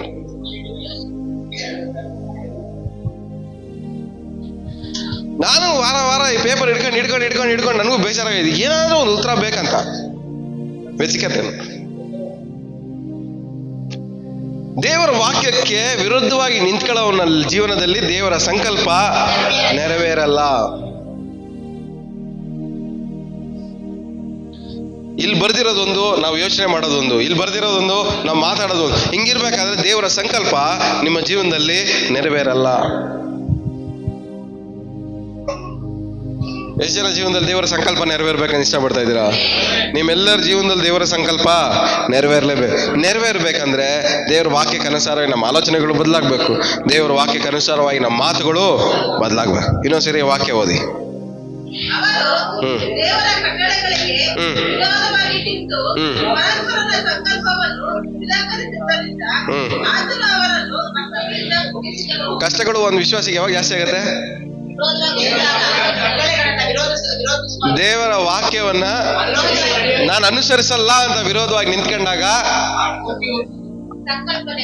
ಸಂಕಲ್ಪ ನೆರವೇರಲ್ಲ, ಕಷ್ಟಗಳು ಜಾಸ್ತಿಯಾಗಿ ಅವನ ಜೀವನದಲ್ಲಿ ಏನ್ ಮಾಡ್ತಾನೆ? ಕುಗ್ಗೋಯ್ತಾನೆ. ಈ ವರ್ಷ ಎಲ್ಲ ನೀವು ಏನ್ ಮಾಡ್ತಾ ಇದ್ರಿ ಹೇಳಿ? ಏನ್ ಕುಗ್ತೀರಾ? ಇಲ್ಲಿ ಕೇಳಿಸ್ಕೊಳ್ಳೋದು ಒಂದು, ಅಲ್ಲಿ ಹೋಗಾಗ ಮಾಡೋದು ಒಂದು. ವಾರ ಎಲ್ಲ ಕುಗ್ಗೋಗಿ ಬರ್ತೀರಾ, ಇಲ್ಲಿ ಬಂದು ಮತ್ತೆ ದೇವ್ರೇ ನನ್ನ ಆಶೀರ್ವಾದ ಮಾಡು ಅಂತೀರಾ.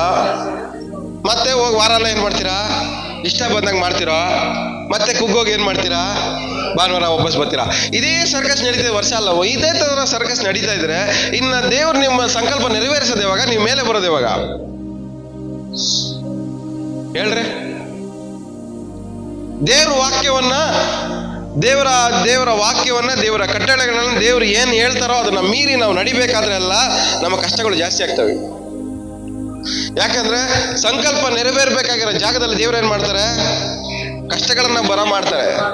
ಆ ಕಷ್ಟಗಳು ಏನ್ ಮಾಡ್ತವೆ? ನಿಮ್ಮನ್ನ ಕುಗ್ಗಿಸ್ತವೆ. ಏನಕ್ಕೆ? ತುಂಬಾ ಅಹಂಕಾರದಲ್ಲಿ ಮೆರಿತಾ ಇದೆಯಾ, ಸ್ವಲ್ಪ ತಲೆ ಬಗ್ಸು ಅಂತ. ತುಂಬಾ ಗರ್ವದಲ್ಲಿ ಮೆರಿತಾ ಇದೆಯಾ, ತುಂಬಾ ಅಹಂಕಾರದಲ್ಲಿ ಮೆರಿತಾ ಇದೆಯಾ, ತುಂಬಾ ತುಂಬಾ ತುಂಬಾ ನೀನೇ ಎಲ್ಲ ಅಂತ ಮೆರಿತಾ ಇದೆಯಾ, ಸ್ವಲ್ಪ ಬಗ್ಗಿಸ್ತೀನಿ ಅಂತ ದೇವ್ರು ಏನ್ ಮಾಡ್ತಾರೆ? ಕಷ್ಟಗಳನ್ನ ಬರ ಮಾಡಿ ತಲೆ ಬಗ್ಗಿಸ್ತಾರೆ. ಅದಕ್ಕೆ ಏನಕ್ಕೆ ಬೇಕು ಅಹಂಕಾರ? ಏನಕ್ಕೆ ಬೇಕು ದ್ವೇಷ? ಏನಕ್ಕೆ ಬೇಕು ಹೊಟ್ಟೆ ಕಿಚ್ಚು? ಏನಕ್ಕೆ ಇದೆಲ್ಲ ಬೇಕು ನಮ್ಗೆ? ಇದಕ್ಕೆ ನಾವು ಒಳಪಟ್ರೆ ದೇವ್ರೇನ್ ಮಾಡ್ತಾರೆ? ನಮ್ಮನ್ನ ಬಗ್ಗಿಸ್ತಾರೆ.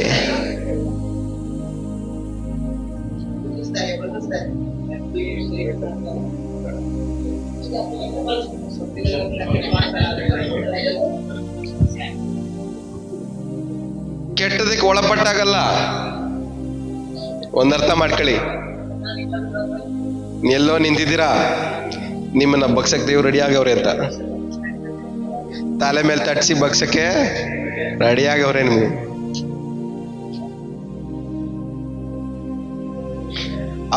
ಅವ್ರು ಬಂದು ತಲೆ ಮೇಲೆ ಭಾರ ಹಾಕಕ್ ಮುಂಚೆ ನಾವೇ ದೇವ್ರೇ ಸ್ವಾಮಿ ಅನ್ಬಿಟ್ಟು ದೇವ್ರ ಮುಂದೆ ತಲೆ ಬಗ್ಸ್ಬಿಟ್ರೆ ಆ ಭಾರ ಒತ್ಕೊಳ್ಳೋ ತಪ್ಪುತ್ತೆ. ನಮ್ಮ ಪಕ್ಕದಲ್ಲಿರೋರು ನಮ್ಮ ಕಣ್ಣೀರು ಬರ್ಸೋದಕ್ಕಿಂತ ದೇವ್ರು ನಮ್ಮ ಕಣ್ಣೀರು ಬರ್ಸಿದ್ರೆ ಅದ್ರಲ್ಲಿ ನೋವು ಜಾಸ್ತಿ. ಇವ್ರ ಕಣ್ಣೀರು ಬರ್ಸೋದನ್ನ ಮೈಂಡಲ್ಲಿ ಇಟ್ಕೊಂಡು ನಾವೇನ್ ಮಾಡ್ತಾ ಇದೀವಿ? ಹಿಂಗ್ ಮಾಡ್ಬಿಟ್ಟ. ಅದೇ ದೇವ್ರ ದೃಷ್ಟಿಯಲ್ಲಿ ಹೆಂಗ್ ಗೊತ್ತಾ? ಅವ್ನ್ ಕಣ್ಣೀರು ಬರ್ಸದ್ನ ಕ್ಷಮಿಸ್ಬಿಡು, ಮರ್ತ್ಬಿಡು. ನೀನ್ ಯಾರಿಗಾರ ಕಣ್ಣೀರು ಬರ್ಸಿದ್ರೆ ನಿನ್ನ ದೇವ್ರು ಏನ್ ಮಾಡ್ತಾರೆ? ಕ್ಷಮಿಸ್ತಾರೆ. ಒಂದು ಅರ್ಥ ಮಾಡ್ಕೊಳ್ಳಲ್ಲ ನಾವು ಯಾರು ಪರ್ಫೆಕ್ಟ್ ಅಲ್ಲ. ನಮಗ್ ಕಣ್ಣೀರು ಬರ್ಸಿದವ್ರ ನಾವು ಜ್ಞಾಪಕ ಇಟ್ಕೊಂತೀವಿ. ನಾವು ಯಾರು ಕಣ್ಣೀರು ಬರ್ಸ್ತೀವೋ ಅದನ್ನ ನಾವು ಮರ್ತು ಬಿಡ್ತೀವಿ. ಯಾವಾಗ್ಲೂ ಅರ್ಥ ಮಾಡ್ಕೊಳ್ಳಿ, ನಾವು ಪರ್ಫೆಕ್ಟ್ ಅಲ್ಲ. ನಾವು ಯಾರು ಪರ್ಫೆಕ್ಟ್ ಅಲ್ಲ. ಅದಕ್ಕೆ ಬೇರೆಯವ್ರು ಮಾಡಿದನ್ನ ಯಾವ್ದು ಮನ್ಸಲ್ಲಿ ನಾವೇನ್ ಮಾಡ್ಬಾರ್ದು? ಇಟ್ಕೊಂಬಾರ್ದು. ಒಬ್ರು ನಮಗ್ ಮಾಡಿದಾಗ ನಾನು ಯಾರಿಗಾದ್ರೂ ಮಾಡ್ತೀನೇನೋ ಫ್ಯೂಚರ್ ಅಲ್ಲಿ ಅನ್ನೋದನ್ನ ಮೈಂಡಲ್ಲಿ ಇಟ್ಕೊಂಡು ಏನ್ ಮಾಡ್ಬೇಕು? ನೀವು ಮರ್ತು ಬಿಡ್ರಿ. ಅದು ಮರ್ತಾಗ ದೇವ್ರು ಏನ್ ಮಾಡ್ತಾರೆ? ನಾವು ಮಾಡಿದಾಗ ದೇವ್ರು ನಮಗೋಸ್ಕರ ಮರೀತಾರೆ. ಇದೆಲ್ಲ ಏನ್ ಹೇಳಿ? ದೇವ್ರ ವಾಕ್ಯದ ಪ್ರಿನ್ಸಿಪಲ್ಸ್. ಸಿದ್ಧಾಂತಗಳು. ಇದನ್ನ ಫಾಲೋ ಮಾಡ್ಬೇಕಾದ್ರೆ ಏನಾಗುತ್ತೆ, ದೇವ್ರ ವಾಕ್ಯ ಏನ್ ಮಾಡುತ್ತೆ, ಇದೆಲ್ಲ ನೆರವೇರುತ್ತೆ. ಸೊ ಇವತ್ತಿಂದ ನಮ್ಮ ಜೀವನದಲ್ಲಿ ಏನ್ ನೆರವೇರ್ಬೇಕು ಹೇಳ್ರಿ? ಈ ದೇವರ ವಾಕ್ಯವು ನೆರವೇರ್ಬೇಕು. ದೇವರ ಸಂಕಲ್ಪ ಏನಾಗಬೇಕು? ನೆರವೇರ್ಬೇಕು. ದೇವರ ಸಂಕಲ್ಪವು ನೆರವೇರಲಿ. ಯೇಸು ನಾಮದಲ್ಲಿ ದೇವರ ಸಂಕಲ್ಪವು ನೆರವೇರಲಿ. ಸೊ ದೇವರ ವಾಕ್ಯಕ್ಕೆ ನಾವು ವಿರೋಧವಾಗಿ ಇವತ್ತಿಂದ ಏನ್ ಮಾಡಲ್ಲ, ನಿಲ್ಲಲ್ಲ. ನೀನು ಒಂಟಿ ಅಲ್ಲ ಅಂದ್ರೆ ನಾವೇನ್ ಮಾಡ್ಬೇಕು? ನಾವೇನಂತ ನಂಬಬೇಕು? ನೀವೇನಂತ ಯೋಚನೆ ಮಾಡ್ಬೇಕು? ನಾನು ಒಂಟಿಯಾಗಿದ್ದೀನಿ, ನನಗೆ ಯಾರು ಇಲ್ಲ ಅಂತ ನಿಮ್ಗೆ ಯೋಚನೆ ಬಂದಾಗ ನೀವೇನಂತ ಯೋಚನೆ ಮಾಡ್ಬೇಕು? ಅನಾಥರಾಗಿ ಬಿಡಲ್ಲ ಅನ್ನೋದು ಯೋಚನೆ ಮಾಡ್ಬೇಕು. ಬಾಯ್ ಬಿಟ್ಟು ಏನ್ ಮಾಡ್ಬೇಕು? ದೇವ್ರು ನನ್ನ ಸಂಗಡ ಇದ್ದಾರೆ ಅನ್ನೋದನ್ನ ನೀವೇನ್ ಮಾಡ್ಬೇಕು? ಅರಿಕೆ ಮಾಡ. ನಿಮ್ ಕಣ್ಣೀರಲ್ಲಿ ದೇವ್ರ ವಾಕ್ಯಕ್ಕೆ ದ್ರೋಹ ಮಾಡಿದ್ರೆ ಇನ್ನು ದೇವ್ರ ವಾಕ್ಯ ಹೆಂಗ್ ನೆರವೇರುತ್ತೆ ನಿಮ್ ಲೈಫಲ್ಲಿ? ಕಷ್ಟದಲ್ಲೇ ದೇವ್ರ ವಾಕ್ಯ ನೆರವೇರ್ಬೇಕಾಗಿರೋದು, ಕಣ್ಣೀರಲ್ಲೇ ದೇವ್ರ ವಾಕ್ಯ ನೆರವೇರಬೇಕಾಗಿರೋದು, ನಿಮ್ಮ ನೋವುಗಳಲ್ಲೇ ದೇವ್ರ ವಾಕ್ಯ ನೆರವೇರಬೇಕಾಗಿರೋದು, ನಿಮ್ಮ ಬಾಧೆಗಳಲ್ಲೇ ದೇವ್ರ ವಾಕ್ಯ ನೆರವೇರಬೇಕಾಗಿರೋದು, ನಿಮ್ಮ ಇಕ್ಕಟ್ಟಲ್ಲೇ ದೇವ್ರ ವಾಕ್ಯ ನೆರವೇರಬೇಕಾಗಿರೋದು. ಅವಾಗ ನೆರವೇರ್ಬೇಕಾದ್ರೆ ನಿಮಗೆ ಆ ಇಕ್ಕಟ್ಟಲ್ಲಿ, ಕಣ್ಣೀರಲ್ಲಿ, ವೇದನೆಯಲ್ಲಿ, ನೋವಲ್ಲಿ ಏನ್ ಜ್ಞಾಪಕ ಬರ್ಬೇಕು? ದೇವ್ರ ವಾಕ್ಯನ ಜ್ಞಾಪಕ ಬರ್ಬೇಕು. ಎಷ್ಟು ಜನಕ್ಕೆ ಅರ್ಥ ಆಗ್ತದೆ ಹೇಳ್ತಾ ಇರೋದು? ಪ್ರಾಬ್ಸ್ 30ನೇ ಅಧ್ಯಾಯ 5ನೇ ವಾಕ್ಯ.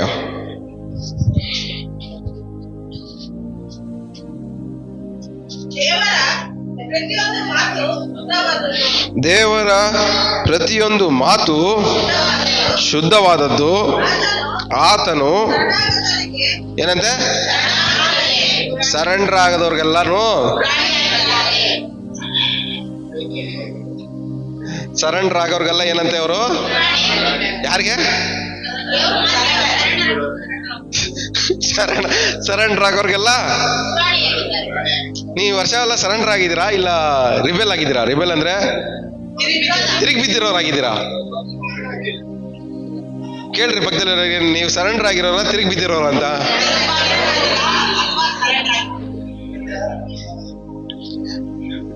ಅಂದ್ರೆ ದೇವ್ರ ವಾಕ್ಯ ಒಂದ್ ಹೇಳುತ್ತೆ, ನಾವೊಂದ್ ಮಾಡ್ತಾ ಇರ್ತೀವಿ ತಿರುಗಿ ಬಿದ್ದು. ಆದ್ರೆ ಇಲ್ಲಿ ಏನ್ ಹೇಳ್ತಾ ಇದೆ? ಸರೆಂಡರ್ ಆಗೋರ್ಗೆಲ್ಲ ಏನಂತ ದೇವ್ರ ವಾಕ್ಯ ಪುರಾಣಿ ಆಗಿದೆ. ಸೊ ದೇವ್ರ ವಾಕ್ಯ ಏನಾಗಿದೆ? ಸರೆಂಡರ್ ಆಗೋರ್ಗೆಲ್ಲ ಪುರಾಣಿ. ಇವತ್ತು ಸರೆಂಡರ್ ಆಗ್ಬಿಡೋಣ. ಈ ವರ್ಷದ ಎಂಡಿಂಗ್ ಅಲ್ಲಿ ಬಂದಿದ್ದೀವಿ. ದೇವ್ರ ವಾಕ್ಯಕ್ಕೆ ಏನ್ ಮಾಡೋಣ? ಸರೆಂಡರ್ ಆಗ್ಬಿಡೋಣ. ದೇವ್ರ ವಾಕ್ಯ ನಮ್ಮನ್ನ ಪ್ರೊಟೆಕ್ಟ್ ಮಾಡ್ಲಿ ಇವತ್ತಿಂದ. ಹಲ್ಲೆಲೂಯ. ಸೊ ದೇವ್ರ ವಾಕ್ಯಕ್ಕೆ ಸರೆಂಡರ್ ಆಗುವ ಪ್ರತಿಯೊಬ್ಬರನ್ನು ಕಾಪಾಡುವಂತ ಜವಾಬ್ದಾರಿ ದೇವರ ವಾಕ್ಯದ್ದು. ದೇವರ ವಾಕ್ಯ ಸಜೀವವಾದದ್ದು, ಕಾರ್ಯಸಾಧಕವಾದದ್ದು, ಯಾವ ಇಬ್ಬಾಯಿ ಕತ್ತಿಗಿಂತ ಹದವಾದದ್ದು. ನಿಮ್ಮನ್ನ ಕಾಪಾಡುವಂತ, ಭದ್ರಪಡಿಸುವಂತ, ಪ್ರೊಟೆಕ್ಟ್ ಮಾಡುವಂತ ಕೆಪಾಸಿಟಿ ದೇವರ ವಾಕ್ಯಕ್ಕಿದೆ. ಹಲ್ಲೆಲೂಯ. ನಿಮ್ಮನ್ನ ಎಲ್ಲ ವಿಭಾಗಿಸಿ, ನಿಮ್ಮ ಕಷ್ಟಗಳಿಂದ, ನೋವುಗಳಿಂದ, ಬಾಧೆಗಳಿಂದ, ಎಲ್ಲ ಕಷ್ಟಗಳಿಂದ ವಿಭಾಗಿಸಿ ನಿಮ್ಮನ್ನ, ನಿಮ್ಮ ಜೀವನದಲ್ಲಿ ದೇವರ ಒಂದು ಯೋಜನೆಯನ್ನ, ಅದು ಕನ್ನಡದಲ್ಲಿ ಇದೆ, ದೇವರ ಸಂಕಲ್ಪವನ್ನ ನೆರವೇರಿಸುವಂತ ಕೆಪಾಸಿಟಿ ದೇವರ ವಾಕ್ಯಕ್ಕಿದೆ.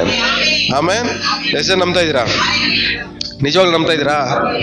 ಇನ್ನೊಂದ್ಸರಿ ಓದಿ ಅದನ್ನ. ದೇವರ ಪ್ರತಿಯೊಂದು ಮಾತು. ಸೊ ದೇವರು ನನ್ನ ಸಂಗಡ ಮಾತಾಡ್ತಾ ಇದ್ದಾರೆ ಅಂದ್ರೆ ನಮ್ಮ ಬಾಯಲ್ಲಿ ಏನೇ ಇರ್ಬೇಕು ಹೇಳ್ರಿ? ದೇವ್ರು ಮಾತಾಡ್ಬೇಕಾದ್ರೆ ಹೆಂಗ್ ಮಾತಾಡ್ತಾರೆ? ಶುದ್ಧವಾಗಿ ಮಾತಾಡ್ತಾರೆ, ಪ್ಯೂರ್ ಆಗಿ ಮಾತಾಡ್ತಾರೆ, ಎಮೋಷನ್ಸ್ ಇಂದ ಮಾತಾಡಲ್ಲ. ಅವ್ರ ಪರವಾಗಿ ಇವ್ರ ಪರವಾಗಿ ಮಾತಾಡಲ್ಲ. ದೇವ್ರ ಪರವಾಗಿ ನಿಂತ್ಕೊಂಡು ದೇವ್ರಿಗೆ ಏನ್ ಬೇಕೋ ಅದನ್ನ ಮಾತ್ರನೇ ಮಾತಾಡ್ತಾರೆ. ಸೊ ಅದು ಏನಂತೆ? ಶುದ್ಧವಾಗಿರೋ ಮಾತು. ಯಾವ್ದಾನ ಒಂದು ಕಷ್ಟ ಬರುತ್ತಾ, ಬಾಧೆಗಳು ಬರುತ್ತಾ, ನೋವು ಬರುತ್ತಾ, ಶುದ್ಧವಾಗಿರೋ ದೇವ್ರ ಮಾತನ್ನ ಯೋಚನೆ ಮಾಡ್ರಿ. ಶುದ್ಧವಾಗಿರುವಂತ ದೇವ್ರ ಮಾತನ್ನ ಆರಿಕೆ ಮಾಡ್ರಿ. ಅದನ್ನ ಬಿಟ್ಟು ಬೇರೆ ಏನ್ನ ಮಾತಾಡಿದ್ರು, ಅದನ್ನ ಬಿಟ್ಟು ನೀವು ಏನು ಯೋಚನೆ ಮಾಡಿದ್ರು ಅದೆಲ್ಲ ಅಶುದ್ಧವಾಗಿರುವಂತವೇ.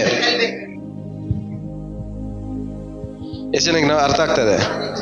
ಅಶುದ್ಧವಾಗಿರೋದನ್ನ ಯೋಚನೆ ಮಾಡೋದು ಬಿಟ್ಟು, ಅಶುದ್ಧವಾಗಿರೋದನ್ನ ಮಾತಾಡೋದನ್ನು ಬಿಟ್ಟು ಇವತ್ತಿಂದ ಶುದ್ಧವಾಗಿರುವಂತ ದೇವರ ಮಾತನ್ನ ಯೋಚನೆ ಮಾಡಕ್ ಪ್ರಾರಂಭ ಮಾಡೋಣ. ಶುದ್ಧವಾಗಿರುವಂತ ದೇವರ ಮಾತನ್ನ ಮಾತಾಡೋದಕ್ಕೆ ಪ್ರಾರಂಭ ಮಾಡೋಣ. ಈ ಶುದ್ಧವಾಗಿರೋ ದೇವರ ಮಾತುಗಳು ನಮ್ಮ ಜೀವನದಲ್ಲಿ ಪ್ರತ್ಯಕ್ಷವಾಗಲಿ. ಹಲ್ಲೆಲೂಯಾ. ಈ ಶುದ್ಧವಾಗಿರೋ ದೇವರ ಮಾತುಗಳು ನಮ್ಮ ಜೀವನದಲ್ಲಿ ನೆರವೇರಲಿ ಇವತ್ತಿಂದ. ಆಮೆನ್. ಹಂಗೆ ಕಂಟಿನ್ಯೂ ಮಾಡಿ, ಮುಗಿಸ್ಬಿಡೋಣ. ಆತನು ಸರೆಂಡರ್ ಆಗೋರಿಗೆ ಗುರಾಣಿ ಆಗಿದ್ದಾರೆ. ಇವತ್ತು ನೀವು ಸರೆಂಡರ್ ಆಗ್ಬೇಕು.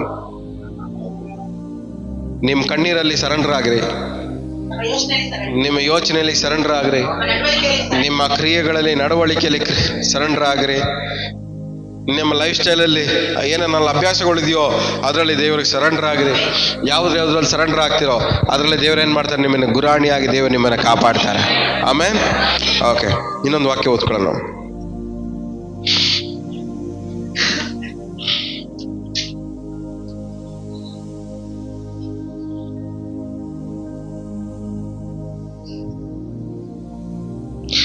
ಕೀರ್ತನೆ 12ನೇ ಅಧ್ಯಾಯ 6ನೇ ವಾಕ್ಯ.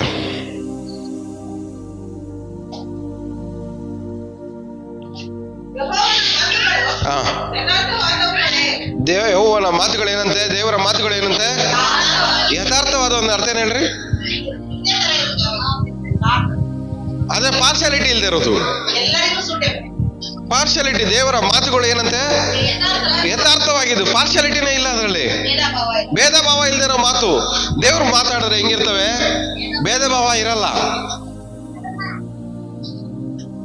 ದೇವ್ರು ಮಾತಾಡಿದ್ರೆ ಏನಿರಲ್ಲ ಹೇಳಿ?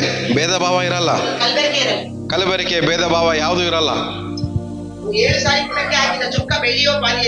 ಹೆಂಗಿರ್ತವಂತೆ? 7 ಸಾರಿ ಪುಟಕ್ಕೆ ಹಾಕಿದ ಬೆಳ್ಳಿ ತರ ಅಷ್ಟು ಪ್ಯೂರ್ ಆಗಿರ್ತವಂತೆ. ನಿಮ್ ಮಾತುಗಳು ಹೆಂಗಿದಾವೆ? 7 ದಿವಸ ಅಲ್ಲುಜ್ದಿರೋ ತರ ಐತೆ. 7 ಸರಿ ಪುಟಕ್ಕೆ ಹಾಕಿರೋ ಬೆಳ್ಳಿ ತರ ಅಲ್ಲ ಇರೋದು ಅದು. 7 ದಿವಸ ಅಲ್ಲುಜ್ದಿರೋ ತರ ನಮ್ದು ಮಾತುಗಳು ಏನಿದೆ, ಅಷ್ಟು ಗಲೀಜಾಗಿದ್ದಾವೆ. ಕೇಳ್ರಿ ಪಕ್ಕದಲ್ಲಿರೋರ್ಗೆ, ಕೇಳ್ರಿ.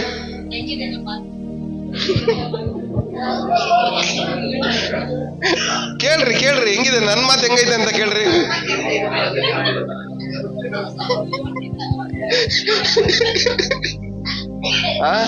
ನಮ್ಮ ಮಾತುಗಳು ಹೆಂಗಿದಾವೆ? 7 ಸರಿ ಪುಟ್ಟಕ್ಕೆ ಹಾಕ್ದಂಗ ಐತಾ? ಇಲ್ಲ. ಈ ತರ ಮಾತುಗಳು ಇಟ್ಕೊಂಡು ದೇವ್ರು ನಿಮ್ಮನ್ನ ಹೆಂಗ್ ಉಪಯೋಗ ಮಾಡಕೈತೇವೆ?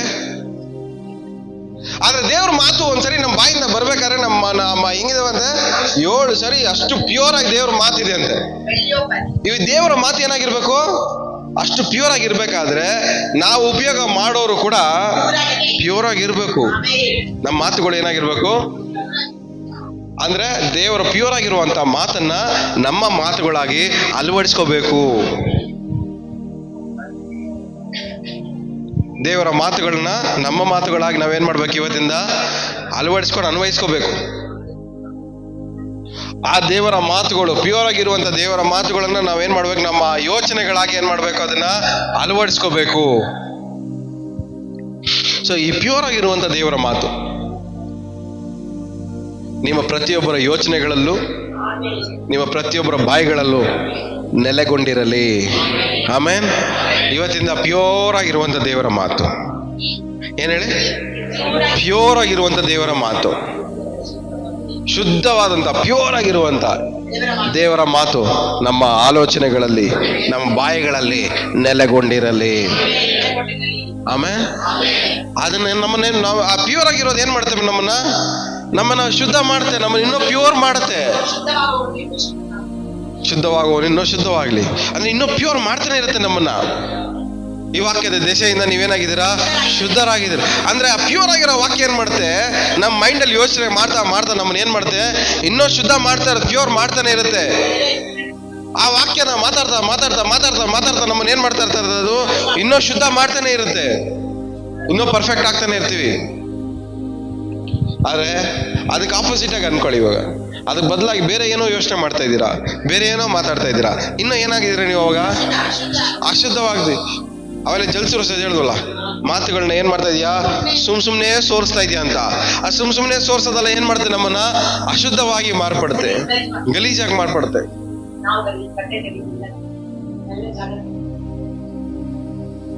ನಾವು ಸುಮ್ನೆ ಮಾತುಗಳ ಜಲ್ಸುರಿಸೋರಾಗಿರ್ಬಾರ್ದು. ಸುಮ್ನೆ ಮಾತುಗಳನ್ನ ಸುರಿಸ್ಬಾರ್ದು ಬಾಯಿಂದ. ಹಲ್ಲೆಲೂಯಾ. ಎಷ್ಟು ಜನ ನಂಬ್ತಾ ಇದ್ದೀರಾ? ನಿಮ್ಮ ಮಾತುಗಳಿಗೆ ಬೆಲೆ ಇದೆ ಅಂತ ನಂಬ್ತಾ ಇದ್ದೀರಾ? ನಿಮ್ಮ ಮಾತುಗಳಿಗೆ ಬೆಲೆ ಇದೆ ಅಂದ್ರೆ ಬೆಲೆ ಇರೋರ್ ತರ ನಡ್ಕೊಳ್ಳಿ.